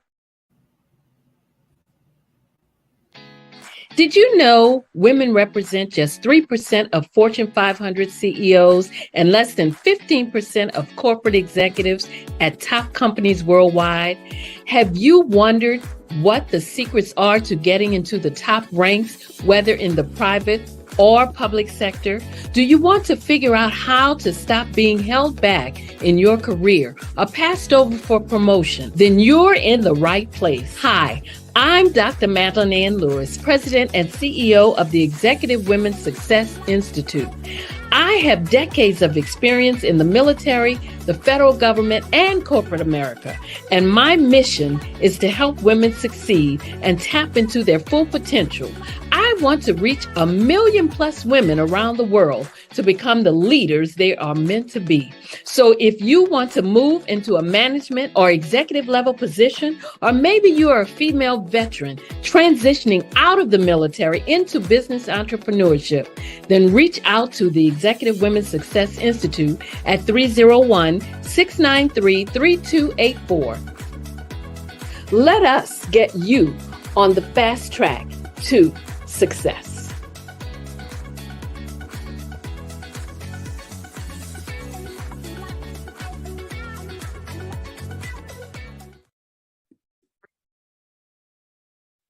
Hello, I'm Dr. Madeline Ann Lewis, President and CEO of the Executive Women's Success Institute.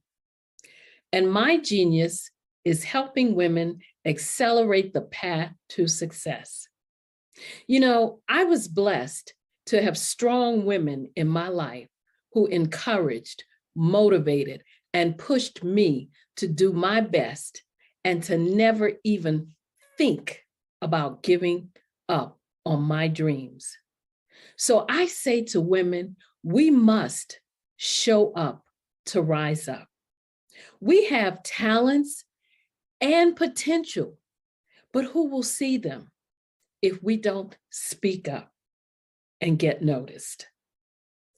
I know that women are a tremendous resource on this planet, and there is nothing more fulfilling than helping a woman tap into her full potential. I do this because I want to be a part of helping as many women as I can to show up, to rise up. I do this because genius is common.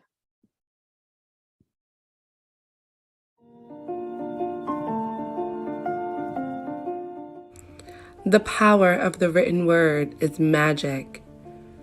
Like fire from the midday sun, like thriving roots from a young tender oak, like ocean waves reaching for the sky, like black voices stretched across a space of regality and purpose, like yesterday's tears and fight becoming today's victory.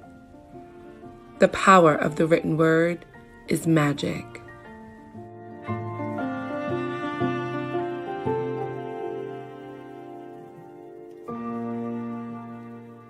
Having a brand that resonates with so many people across the world is truly a phenomenon. But being the face of that brand that empowers people is something that I don't take for granted. It's actually way bigger than me. But it's when I hear those stories of what people had to overcome, that is what our brand is about. Resilience, persevering, and not giving up. Physically, mentally, or spiritually.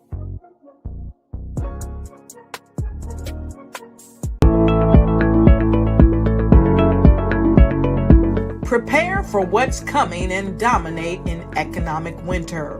Stand strong and thrive by showcasing your great products and services globally through the Black Business Network and Black Business Olympics. The Black Business Network has showcased over 2,000 companies with over $7 billion in sales each year. Over 10 million attendees have viewed the rebroadcast each month. Through the Black Business Olympics, Unique styles of business training and mentoring are turning students into business owners and entrepreneurial warriors who will dominate in any economy.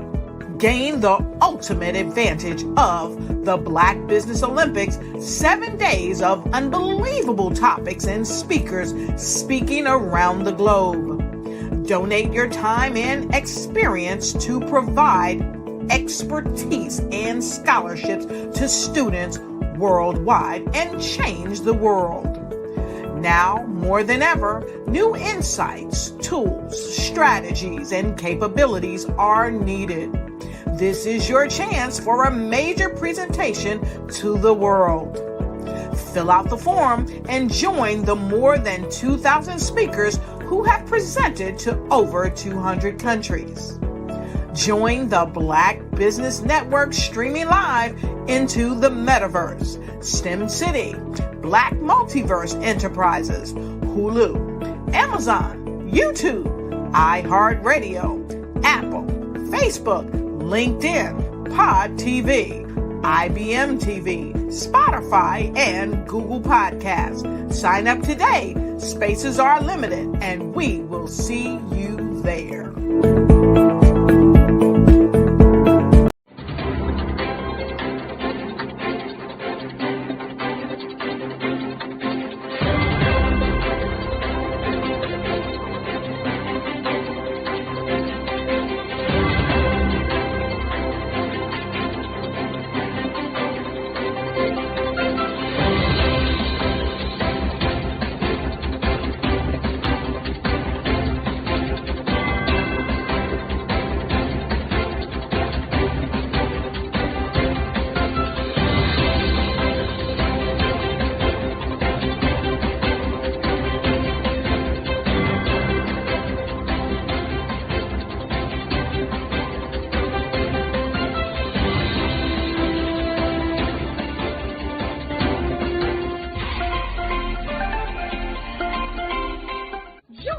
Dr. Eric Kelly III and a host of phenomenal speakers from all around the globe for this 7-day virtual event that you don't want to miss.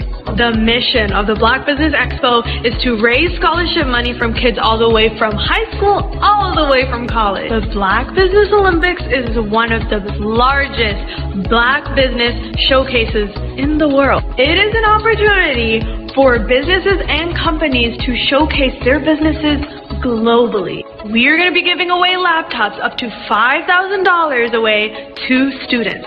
Again, I'm Olivia Appleberry, the founder of 2 Cents Finance and one of the speakers for the expo. I am so excited to see you there. For more info, go to www.blackbusinessexpousa.com or call 919-308-9090 and hope to see you there.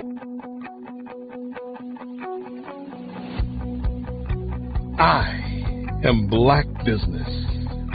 From the moment I wake until the time I sleep. Yes, I am Black Business. I am Black Business. Tell me, are you Black Business? I am Black Business. Do you support Black businesses? Listen, I support Black business because I am Black Business. Black Business Expo, one of the largest business showcases in the history of Black business in the world. The world! Sign up today at www.blackbusinessexpousa.com or call 919-308-9090. I am Black Business. I am Black Business. From the moment I wake until the time I sleep, I am Black Business. I am Black Business. Are you Black Business? I am Black Business. Do you support Black businesses? I support Black business because I am Black Business. Black Business Expo, one of the largest business showcases in the history of Black America in North Carolina. Join Dr. Eric Kelly III and a host of phenomenal speakers from all around the globe for this 7-day virtual event that you don't want to miss. The mission of the Black Business Expo is to raise scholarship money from kids all the way from high school, all the way from college. The Black Business Olympics is one of the largest Black business showcases in the world. It is an opportunity for businesses and companies to showcase their businesses globally. We are going to be giving away laptops up to $5,000 away to students. Again, I'm Olivia Appleberry, the founder of 2 Cents Finance and one of the speakers for the expo. I am so excited to see you there. For more info, go to www.blackbusinessexpousa.com or call 919-308-9090 and hope to see you there. I am Black business. From the moment I wake until the time I sleep. Yes, I am Black business. I am Black business. Tell me, are you Black business? I am Black business. Do you support Black businesses? Listen, I support Black business because I am Black business. Black Business Expo, one of the largest business showcases in the history of Black business in the world.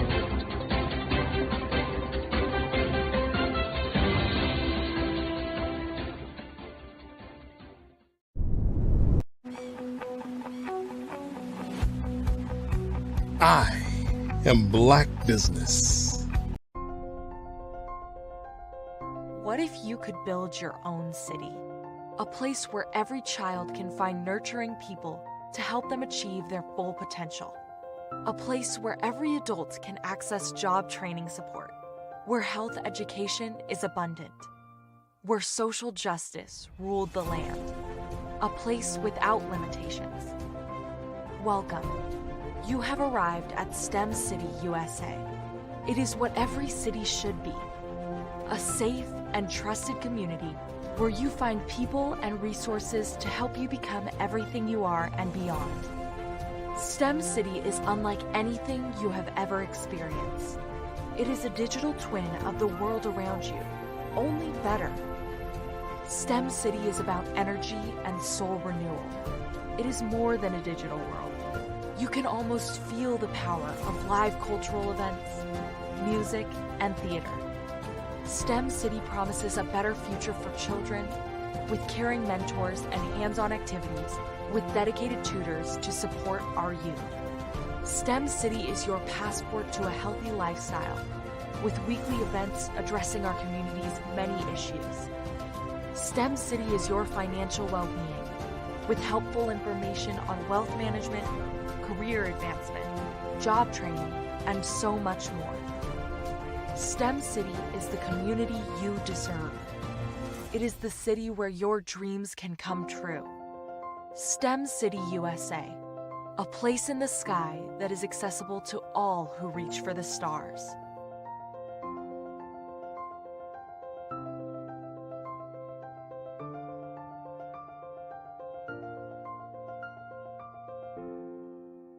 The Black Business Expo's mission is to raise funds for high school seniors going to college or K-12 entrepreneurs.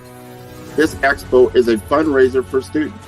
Please, you may go to www.blackbusinessexpousa.com to donate to the scholarship fund or use the Cash App at $BBXUSA. Our goal is to give laptops and up to $5,000 to 10 students. Students can register online at www.blackbusinessexpousa.com. Every dollar counts. Please donate to the Black Business Expo USA Scholarship Fund.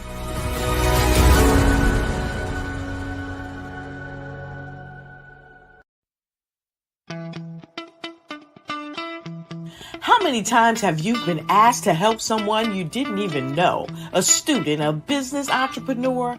Or did you ever even ask, where did they end up? That business, that friend, that entrepreneur. Well, just maybe they ended up in a gang, bankrupt, homeless, or worse, dead. Maybe they turned to crime, drugs, and alcohol. Did you ever wonder? Did you destroy their dream, or was your life always so easy? At the Black Business Olympics, we started a movement to help students complete. Give them hope and foster success. Help them to leave their dreams of providing laptops, computers, and up to $5,000 in scholarship funds. Today, we ask you to help a student, a business owner, or an entrepreneur to realize their dream by sponsoring them, supporting them, and buying from them. Consider this. With $1.6 trillion in our Black community, we only ask for a small donation for our students, our businesses, and our entrepreneurs. And you can change a life today. So I ask you, what are you going to do? Sit on the sideline and watch our students in high school be leaders, miss out on their dream from lack of resources? Or are you going to donate to the movement and change their future and yours as well?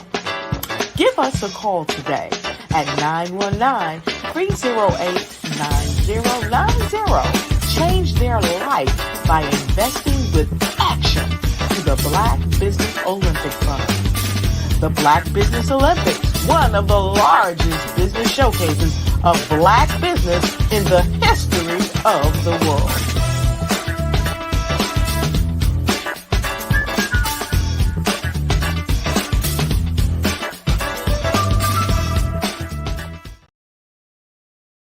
Absolutely.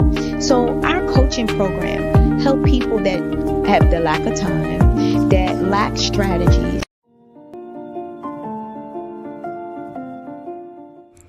The power of the written word is magic.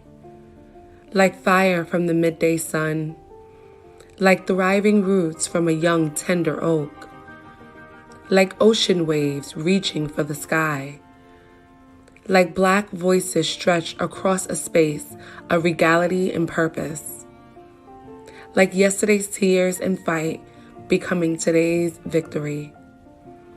The power of the written word is magic.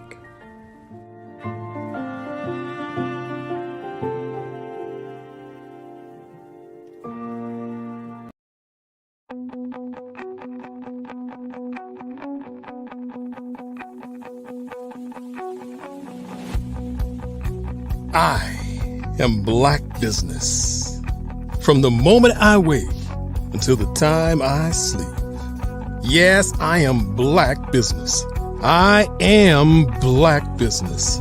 Tell me, are you Black business? I am Black business. Do you support Black businesses? Listen, I support Black business because I am Black business. Black Business Expo, one of the largest business showcases in the history of Black business in the world. The world. Sign up today at www.blackbusinessexpousa.com or call 919-308-9090. I am Black business.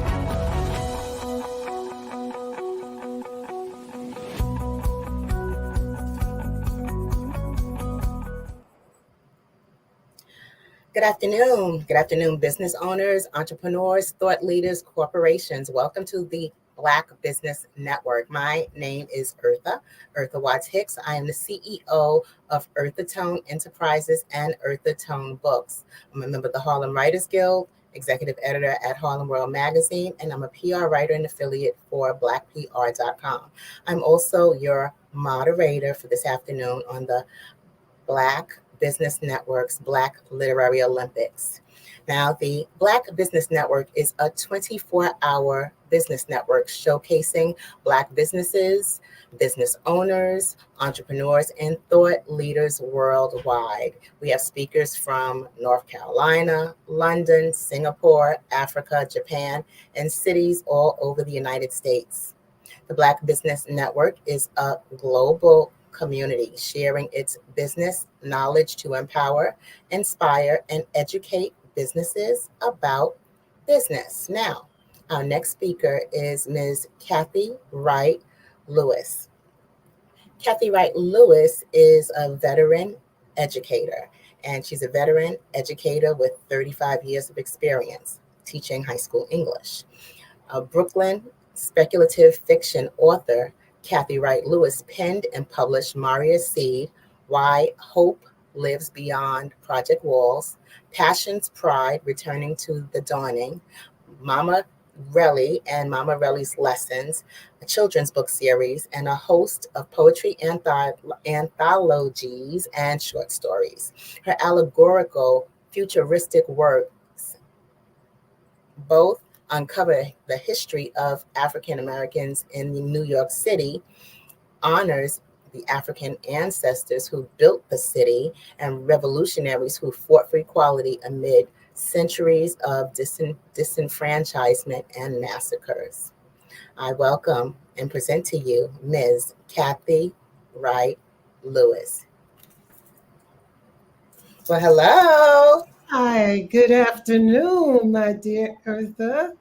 Good afternoon, Kathy. How's everything? Everything is great. Everything is great. Okay, so I'm glad to have you here, and I would love for you to read a wonderful excerpt, some pages from your work. But before we do that, please tell us a little bit about your background as a veteran educator and the work that you do and have done in shaping the young minds in New York City. Oh, okay. First and foremost, thank you, Eartha. Thank you for inviting me.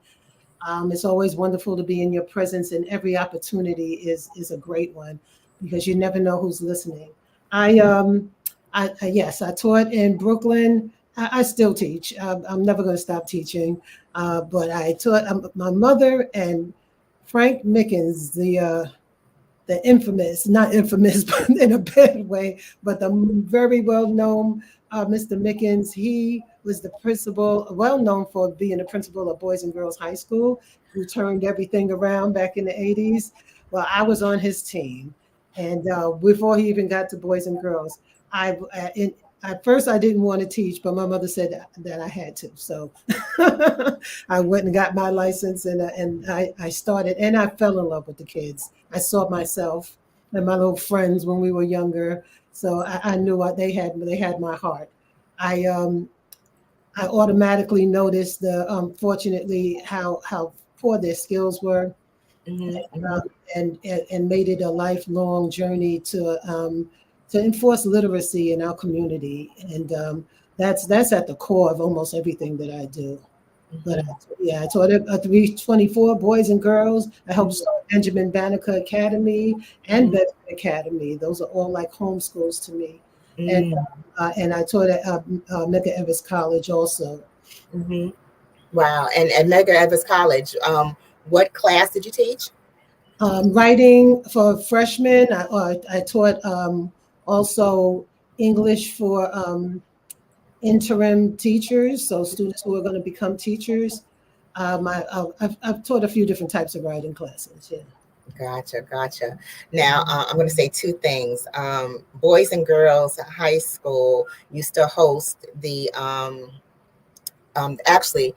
they partnered with the ladies of Delta Sigma Theta, and I believe it was the Brooklyn alumni chapter to do Delta Sigma Theta book festival or book fair at Boys and Girls High School. So that was like one of the first book fairs where I sold my novel at Boys and Girls, and I still have that picture from way back when. And shout out to the ladies of Delta Sigma Theta, because I know I love participating in that particular book fair. It's one of my favorites. Also, too, Medgar Evers College. Yes, the Center for Black Literature. Yes, yes. Yes. They have some brilliant students coming out of there, especially the poets. They're mind blowing. Oh yeah, absolutely. Oh gosh, I was in their presence once, and I was amazed by the talent and the passion of just people so young, but it's like nothing is getting past them. They got it all, and they're addressing it in their poetry, and I love it. I'm here for it. Thank you so much for saying that. I worked with a lot of the poets, and a lot of my students are now the teachers there, so I'm really proud to hear that, because I was one of the first people to teach spoken word at Medgar Evers through the Black Center for Black Literature. Yeah. Wow. No, they were blazing. I had actually wandered into one of their open mic sets in their little cafeteria, because I was part of the National Black Book Conference. Right. And I sort of just wandered in because I had a little time, between the next session or whatever. And I was like, whoa, these college kids got it going on, as we used to say. It was like, they are doing it. I was like, okay, so the fact that you had something to do with that, it's like, okay, I see you. Oh yeah, and my fingers all in there. Now, so can we please have an excerpt from you? Okay, I'm waiting for it to open up. Can we talk a little more until it does?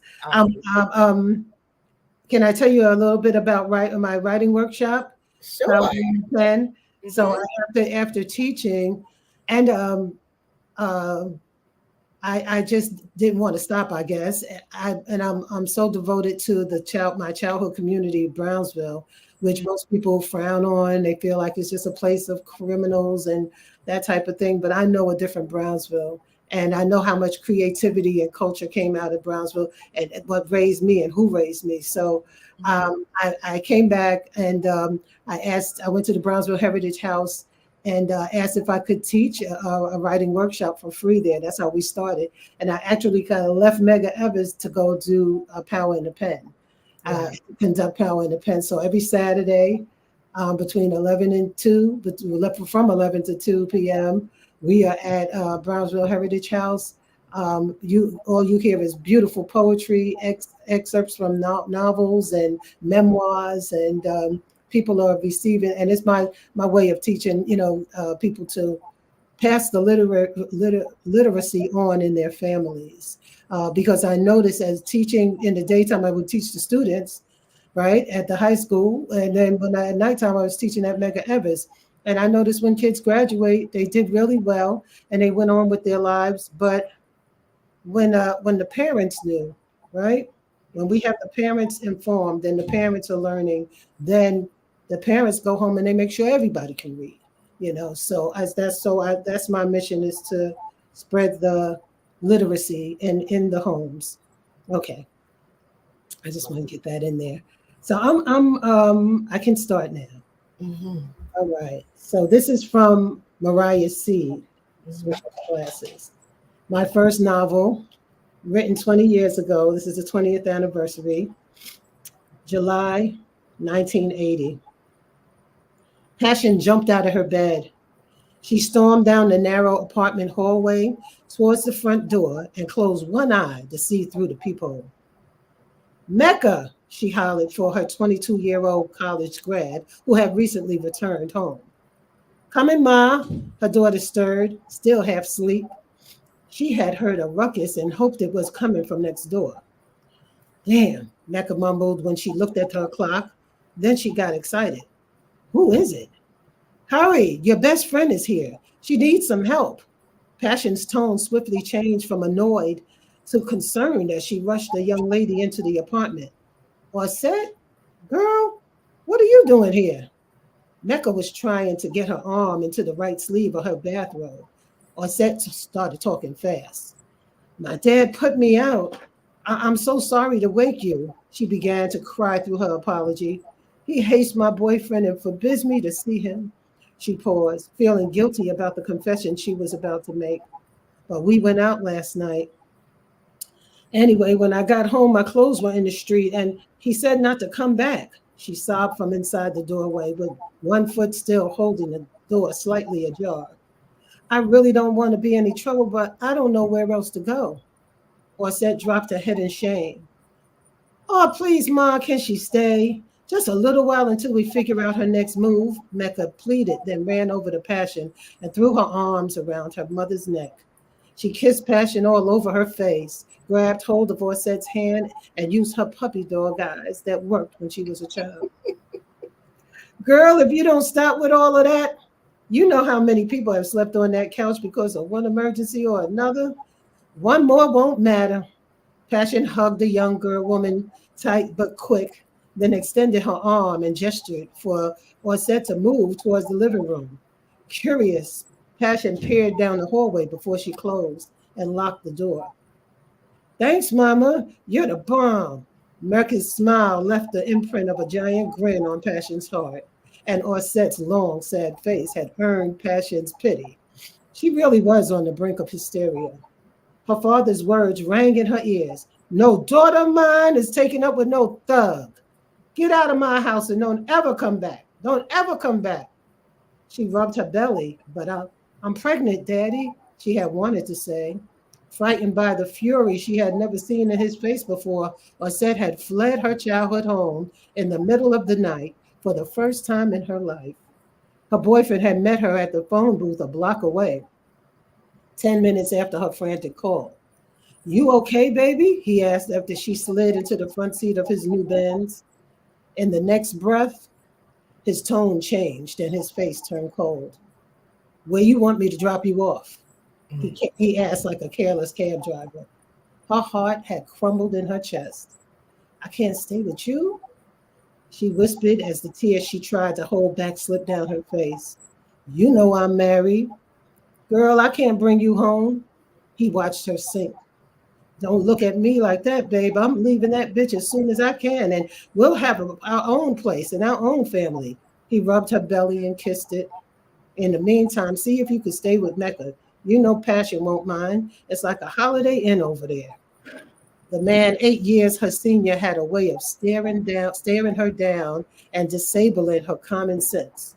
Orset would agree to anything he'd ask after that. Her father called him Trouble. It had become his new name, and she knew he'd cause her nothing but trouble. You still have that package I gave you? He asked. You didn't leave it there, did you? No, it's in my black bag. Trouble smiled and winked. You know you my girl, right? Orset just nodded. She couldn't muster up a fake smile like she usually would after agreeing to do something her spirit had warned her against. She felt like a fool. The band screeched as Trouble made a U-turn on Powell Street, then sped down Sutter Avenue. He didn't even say goodbye, she thought as she rode the elevator to the 4th floor and prayed Miss Passion couldn't tell that she was 4 months pregnant. Thank you, Mrs. Freeman, Orset quickly added as she walked in. She wanted to hold on to Miss Passion's hug, a real mother's hug. Hold on and cry all night. Instead, she walked into the living room and latched on to Mecca's neck.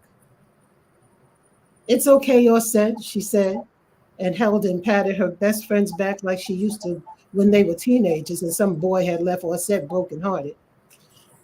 They'd have a sleepover, eat pizza, and Mecca would tell corny jokes. We got to find you some better boyfriends, child. Let me get some covers for you. She repeated the same lines she'd said back in the day, but Orset had lost the goofy laugh that Mecca loved, and the genuine innocence of her demeanor had disappeared. Mecca was still happy to see her old friend, though she seemed different. Maybe we can get back to being tight like we used to be, she thought. She's still my girl. Mecca smiled and winked as she turned from her friend. I'll be right back. Don't look so worried. We'll get through this, sis. The smile and wink made Orset think of Trouble, and a shiver ran down her back. He don't even love me, she told herself.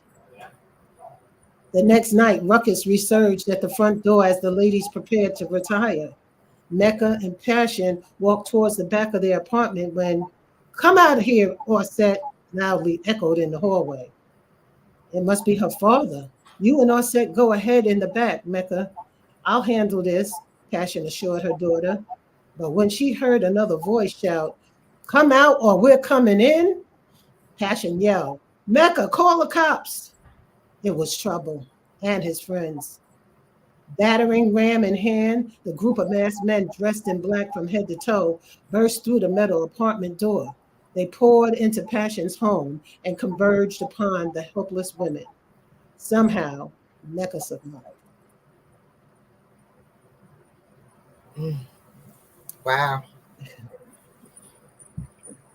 Wow. Yeah. And this is taking place in Brooklyn in the 80s. Yes, this is in the 80s in Brooklyn, in Brownsville, to be specific. It's always my backdrop.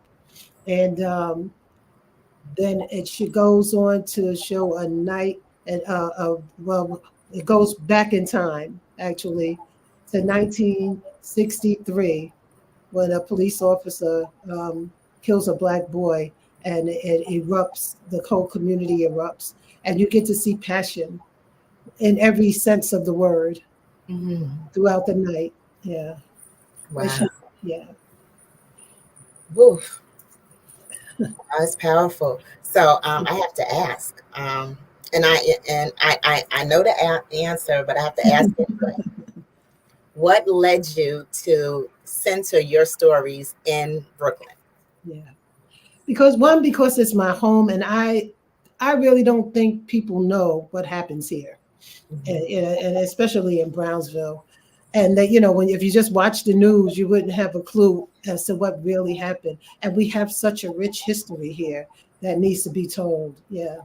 And I felt like I needed to preserve, the community it was a powerful community back then. We did some amazing things, and people just don't know about it, or they choose not to, expose it.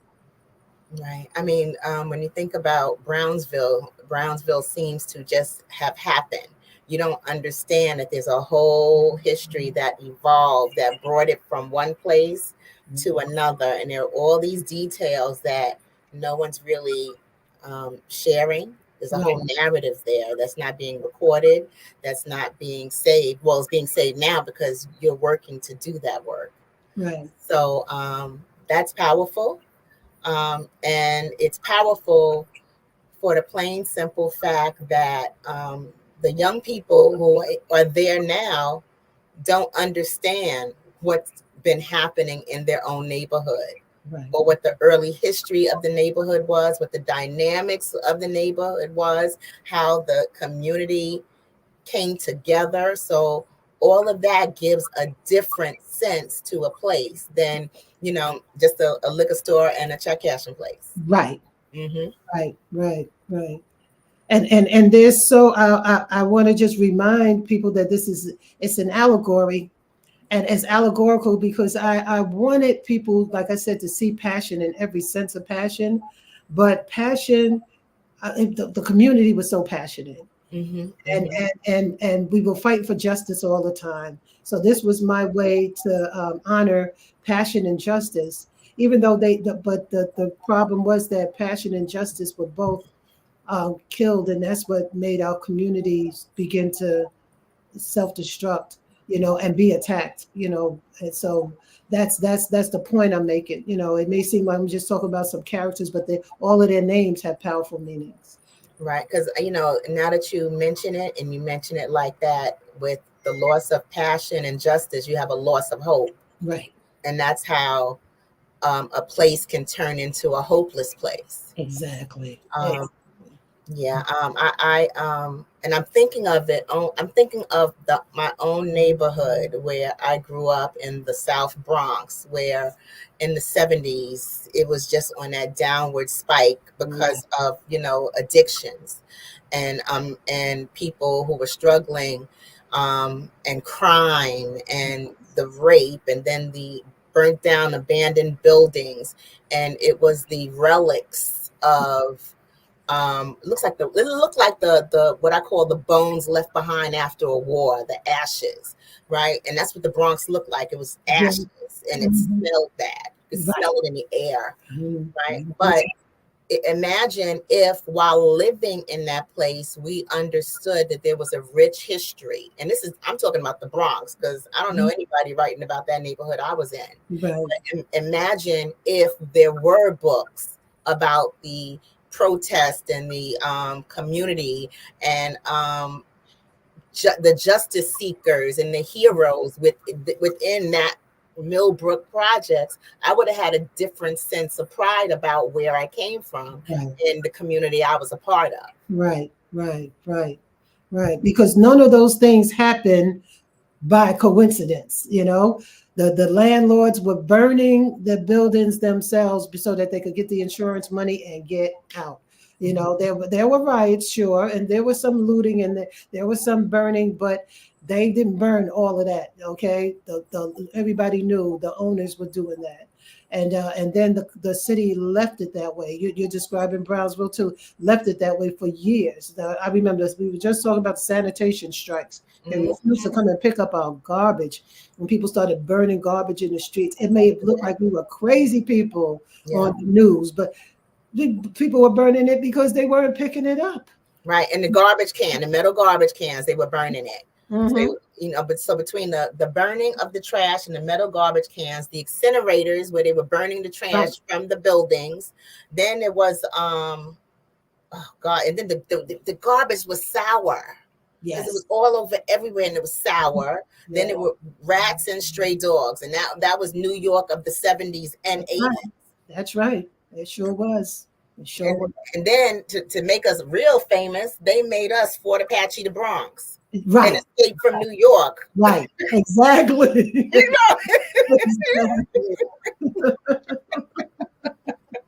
Exactly. Then they had the nerve to exploit us after they did make us extras in the movie. Oh my God. Make us extras in the movie that describes our home as HE double hockey stick. Okay. Exactly. Unbelievable. But that's why I write, so people will understand what happened, what really happened. It's beautiful when you think of it that way, because you're giving the history, you're giving culture, you're giving it texture, and you're assigning heroes that the community can understand. Correct. Right. Absolutely. Wow. Now, who are your literary inspirations? Oh my goodness. Of course, Toni Morrison. Of course, Maya Angelou. Okay. Of course, Alice Walker. All of the wonderful Black women writers, they're fantastic. But of course, I have to put Octavia Butler on the top because we go back in time. Okay. When I read Kindred, it changed my life. And I realized that this is how I can do it. I go back in time and I'll tell the story. And I go all the way back. The second book, we go back to 1741. We go back to the slave ship. And we talk about all of the things that were going on back then. And it's how it's the same way. We're still dealing with the same issues. Okay. But Octavia Butler's, oh my God. Now, what's your favorite book by her? Well, Kindred, A Parable of the Sower. Those are my top two by her. Yeah. Wow. Now, how would you describe your work? I describe my work as, like I said, it's Afrofuturistic. We call it speculative, but my point is it's really Afrofuturist, because that's all about going back in time, looking at the history. Right, assessing it, evaluating it, and understanding why we're the way we are right now, so that we can make the future better and take a look at that and put some hope. I will never write anything dystopic. I'm always writing about hope. Is always in my stories. They always want to write these stories and write Black people right on out of them. Yeah, we know you want to destroy us, but I write us. I put us right back in the story. Right. We'll be here. Okay. Right. Yeah. Like I was saying, I think yesterday or the day before, Abe Lincoln freed the slaves in the Emancipation Proclamation, and then sometime later, Martin Luther King had a dream, and between that time and that time, we were all idle, doing like this. Right. Yeah, sure. Right. Come on. Right. Let's tell the truth. You know, all these HBCUs putting out all these Black college students, all these Black college graduates becoming doctors and lawyers and scientists and mathematicians, and all these Black people coming through the colleges learning all of this knowledge, and we were just sitting around doing this with our thumbs. Right. Come on. You know, so it's it's one thing to it's one thing to give us history without our history in it, right? And then it's another thing to not give us books that we read to reflect who we are. Right.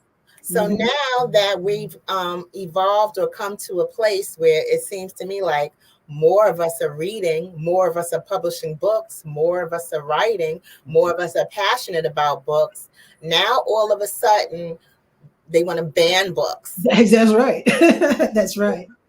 You know, and actually, I'm gonna say this because there was I just saw a tweet from ABC News that says that the book ban lawsuits moves forward. Florida district restricts over 1,000 books now. It's up the book ban book list is up to 1,000 titles. Compliance under House Bill 1069. So those of us who want to find out more, look up House Bill 1069. Limits discussion of racism, gender identity, sexual orientation. And some of these titles include titles by Toni Morrison, Alice Walker, Sapphire, Angie Thomas, James Baldwin, Judy Blume, and J.K. Rowling. So Unbelievable. It's so interesting that you brought that up because I made a note to bring up Ava DuVernay's movie Origin. And I urge everyone to see it. Everyone should see it. Everyone should see it because it's about Isabel Wilkerson's book Caste. And she's absolutely correct. And we talk about racism all the time, but we don't talk about what it really, really is. It's a caste system. And they make a decision to put a certain people on the bottom and create all this propaganda and all this belief and all this negativity about them. So we literally hate them to give us the worst of the worst. And it happens all over the world. It's in India, you know, with the untouchables. And it's with, of course, you know, in every community, unfortunately, with the Jews. That's what they did for the Holocaust. They made them the people that everybody should hate, and people turned their heads while they were killing them. You know. And before they did all of that, the first thing they did was burn the books. Burn up. That's why I brought it up, because they burned the books. They burned the books, so you wouldn't know who you're really talking about, and you wouldn't know their history. You know, it's a system. It's a diabolical system set up to destroy. You know, it's a sickness. You know, it really, really is. But everybody needs to look at that. So we have to do something. We have to write. We have to write. We have to. Right. Yeah. I mean, it's horrible. You know, I remember as a child, I went to a public library. First, librarians, there weren't that many Black librarians back in the 70s. So when I was like walking into the library age 7, and I'm like, where are your books about Black people? Where are your books? Well, do you have books written by Black people? Librarian couldn't tell me. She pointed me literally to the card catalogs, Dewey Decimal System, typed white type on white index cards, and it must have been maybe 300 cards in one of those drawers. Remember? And it must have been 500 drawers. Right. And then she's like, look up that number and then go find it on the shelf, like it would be on the shelf if it was in the card catalog. Wow. You know, and looking at an author, the title of the book typed out on an index card in the card catalog, that would not tell you what the identity, or if that writer was Black, or if the book was Black or about Black people. All you had was a name, a title, and a number. That's right. Right. You know, so and I had mentioned this earlier, and while speaking to James, my introduction to Nikki Giovanni came by way of Tina Marie Squarebiz. Right. When she says it in the song, she's saying, yeah.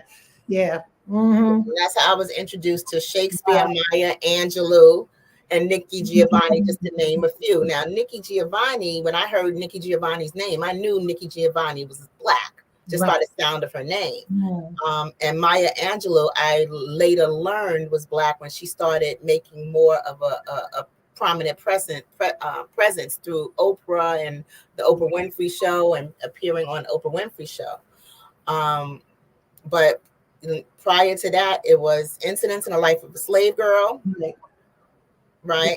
And then it was Roots. So I knew Roots, wasn't going to read that. The Roots was like yay thick. Right. It looked like two encyclopedias. Right. And then when Roots came out, it seemed like Alex Haley was the only Black author. Yeah, right. And that was so untrue.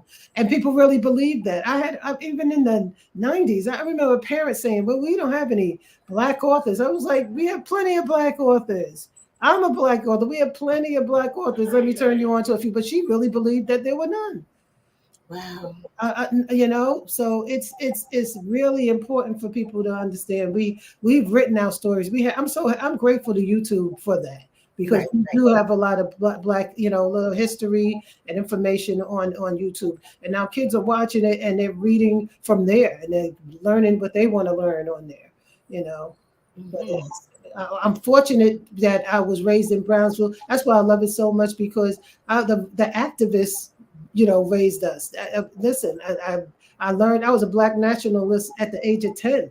Picketing and marching, down to 271 for equal education.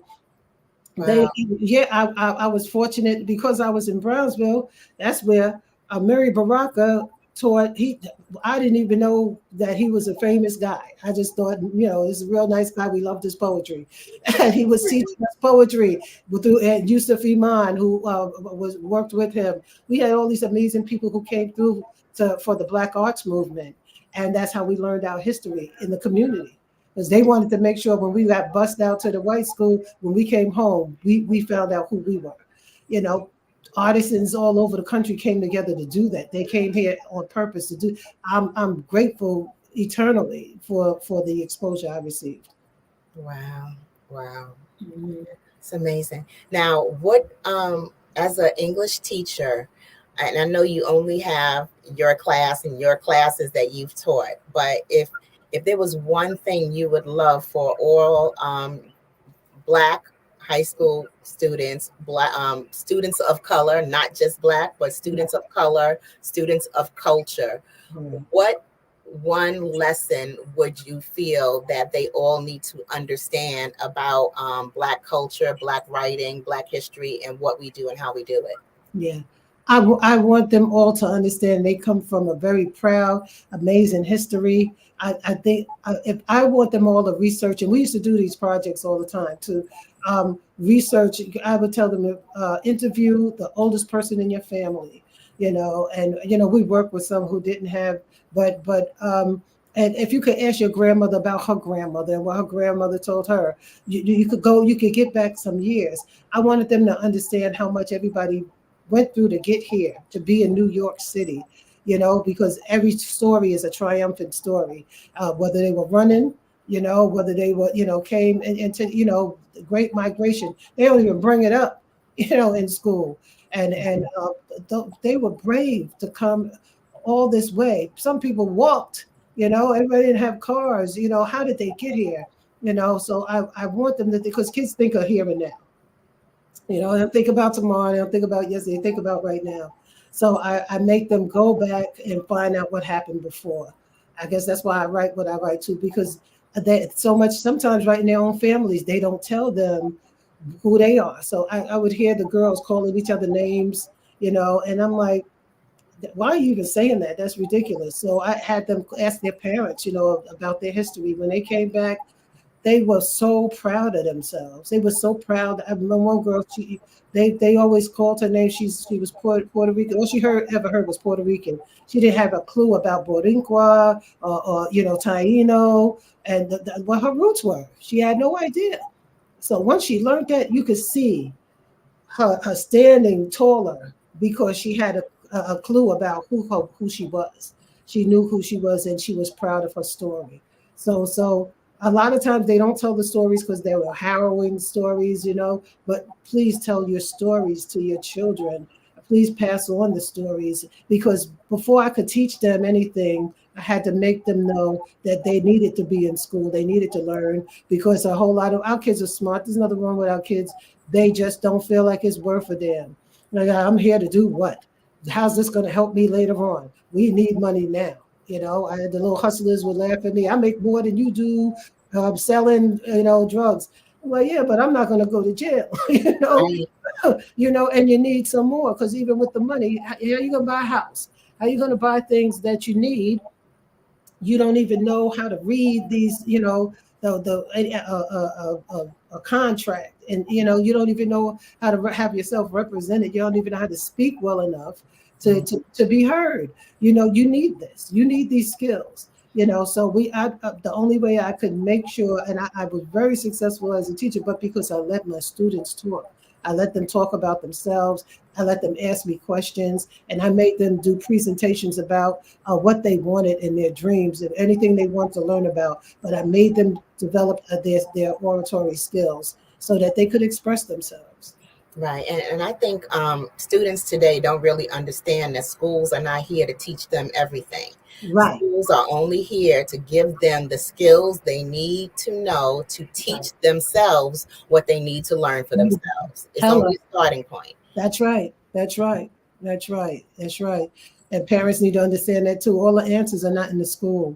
Mm-mm. You have to do, I would tell them, we have to work together. Work with me, mama. Work with me, dad. We are going to together. We're going to get them on track. So it has to be an effort on everyone's behalf. Yeah. Right. Yeah. Right. Mm-hmm. Yeah. Now, can you remind our audiences how we can get in touch with you? Where can we find your book? If we can get an autograph book, and how can we get it? But before you do that, before you give us your contact information and your website, give us a little something about your nonprofit. Oh, okay. So Power in the Pen Writing Workshop Incorporated is my nonprofit. We received our status just last year in 2022, 2 years ago. And it developed from this just small group I wanted to bring together and help some people with their writing. I ended up getting support from, we're at the Brownsville Heritage House every Saturday from 11 to 2. We're also online, Power in the Pen, www.org. It's really where writing, culture, and spirit meet. I say that because our healing meets, because it's cathartic. As a lot of people are writing their memoirs, and as a spiritual life coach, I realize I'm coaching as I'm teaching writing. I'm teaching writing skills, but when people start talking about the hard issues, the challenges in their lives, and I to help them, get it down and get through it, I end up coaching them. So it's become it's just become this phenomenal blessing that I didn't even expect to happen in my life. We now have about 40 people who come on a regular basis. I was inspired by Luis Reyes Rivera. I was part of his writing workshop. And so now it's just developed into this beautiful thing. So now we're getting funded by NISCA. We're getting discretionary funds, hopefully. I have them, we present in different places, in parks in the community, in Brownsville and all over Brooklyn.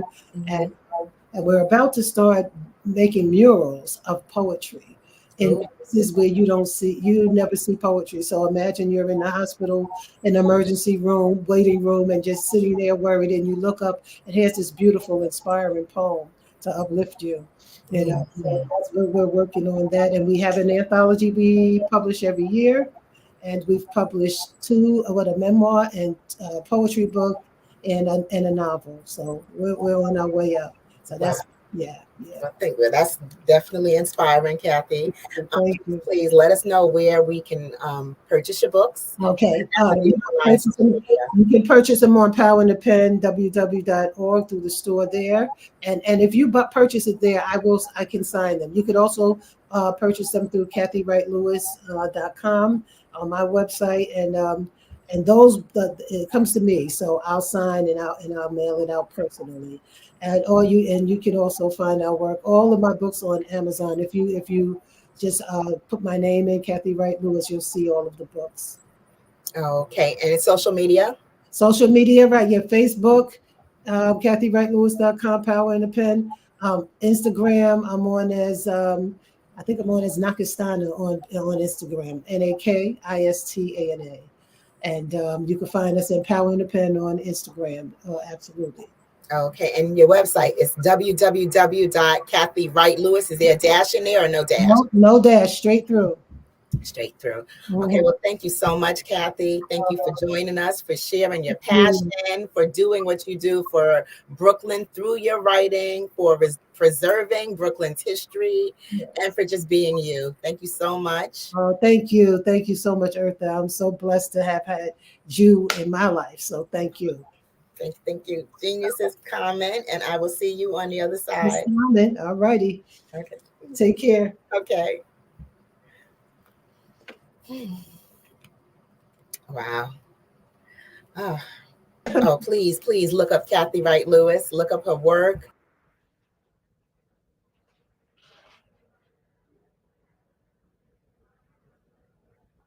KathyWrightLewis.com. Is that it? Yeah. powerinthepen.org.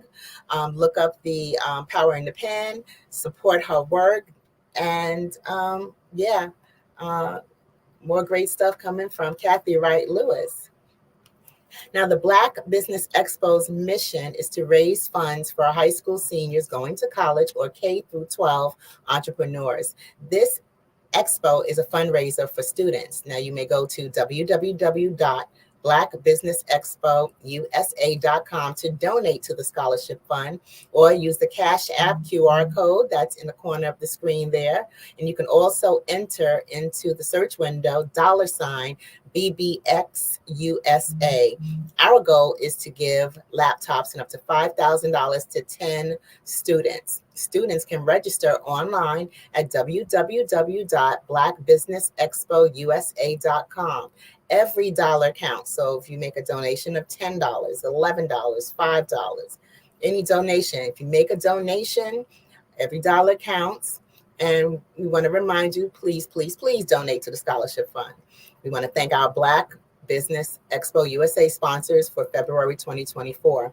That's NC 100, Moody Capital Partners, Suede Soul, Lotus Riche's Coaching and Training, Carolina, Virginia Minority Suppliers Development Council, Step Management, BHS and Associates, Margie McLean Foundation Incorporated, Genius is Common, Earth Essentials, Melaine Shane Global, Executive Women's Success Institute, The Quality Coaching Company, Superwoman Business Services, Creative Force Studios, Lee Entertainment, Artistic App Design, Black Business Expo USA. Genius is common, and I will see you on the other side.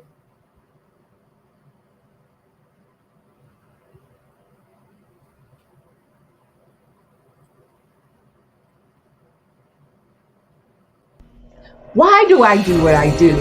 You know, my life coach asked me that a few years ago. And she said, Tony, what's your why? And I told her, and she said, girl, you've already accomplished that. Perhaps you need a new why. Hi, Tony Harris, Amy Hoydu with Say It Said Marketing, one of your students. And just wanted to say thank you, Tony Harris, for spending so much time with me and giving me that boost in my business that I so drastically needed.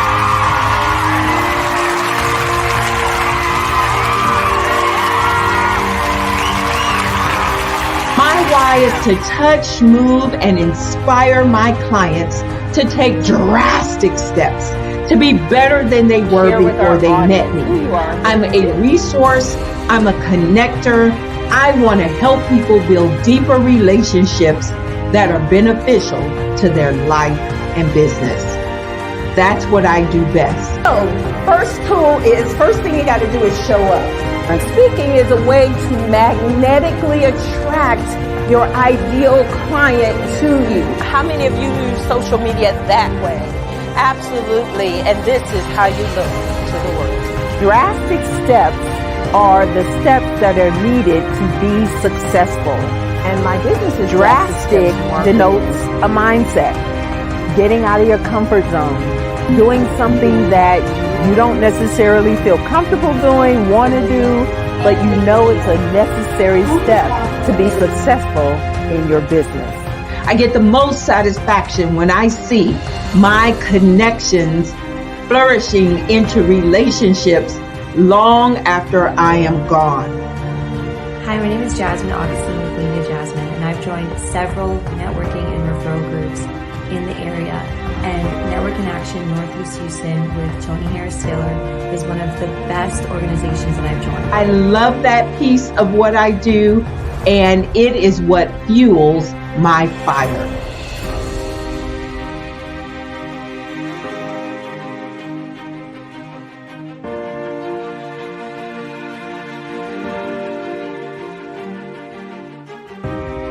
My name is Tony Harris Taylor, saying take a drastic step today for a fantastic tomorrow.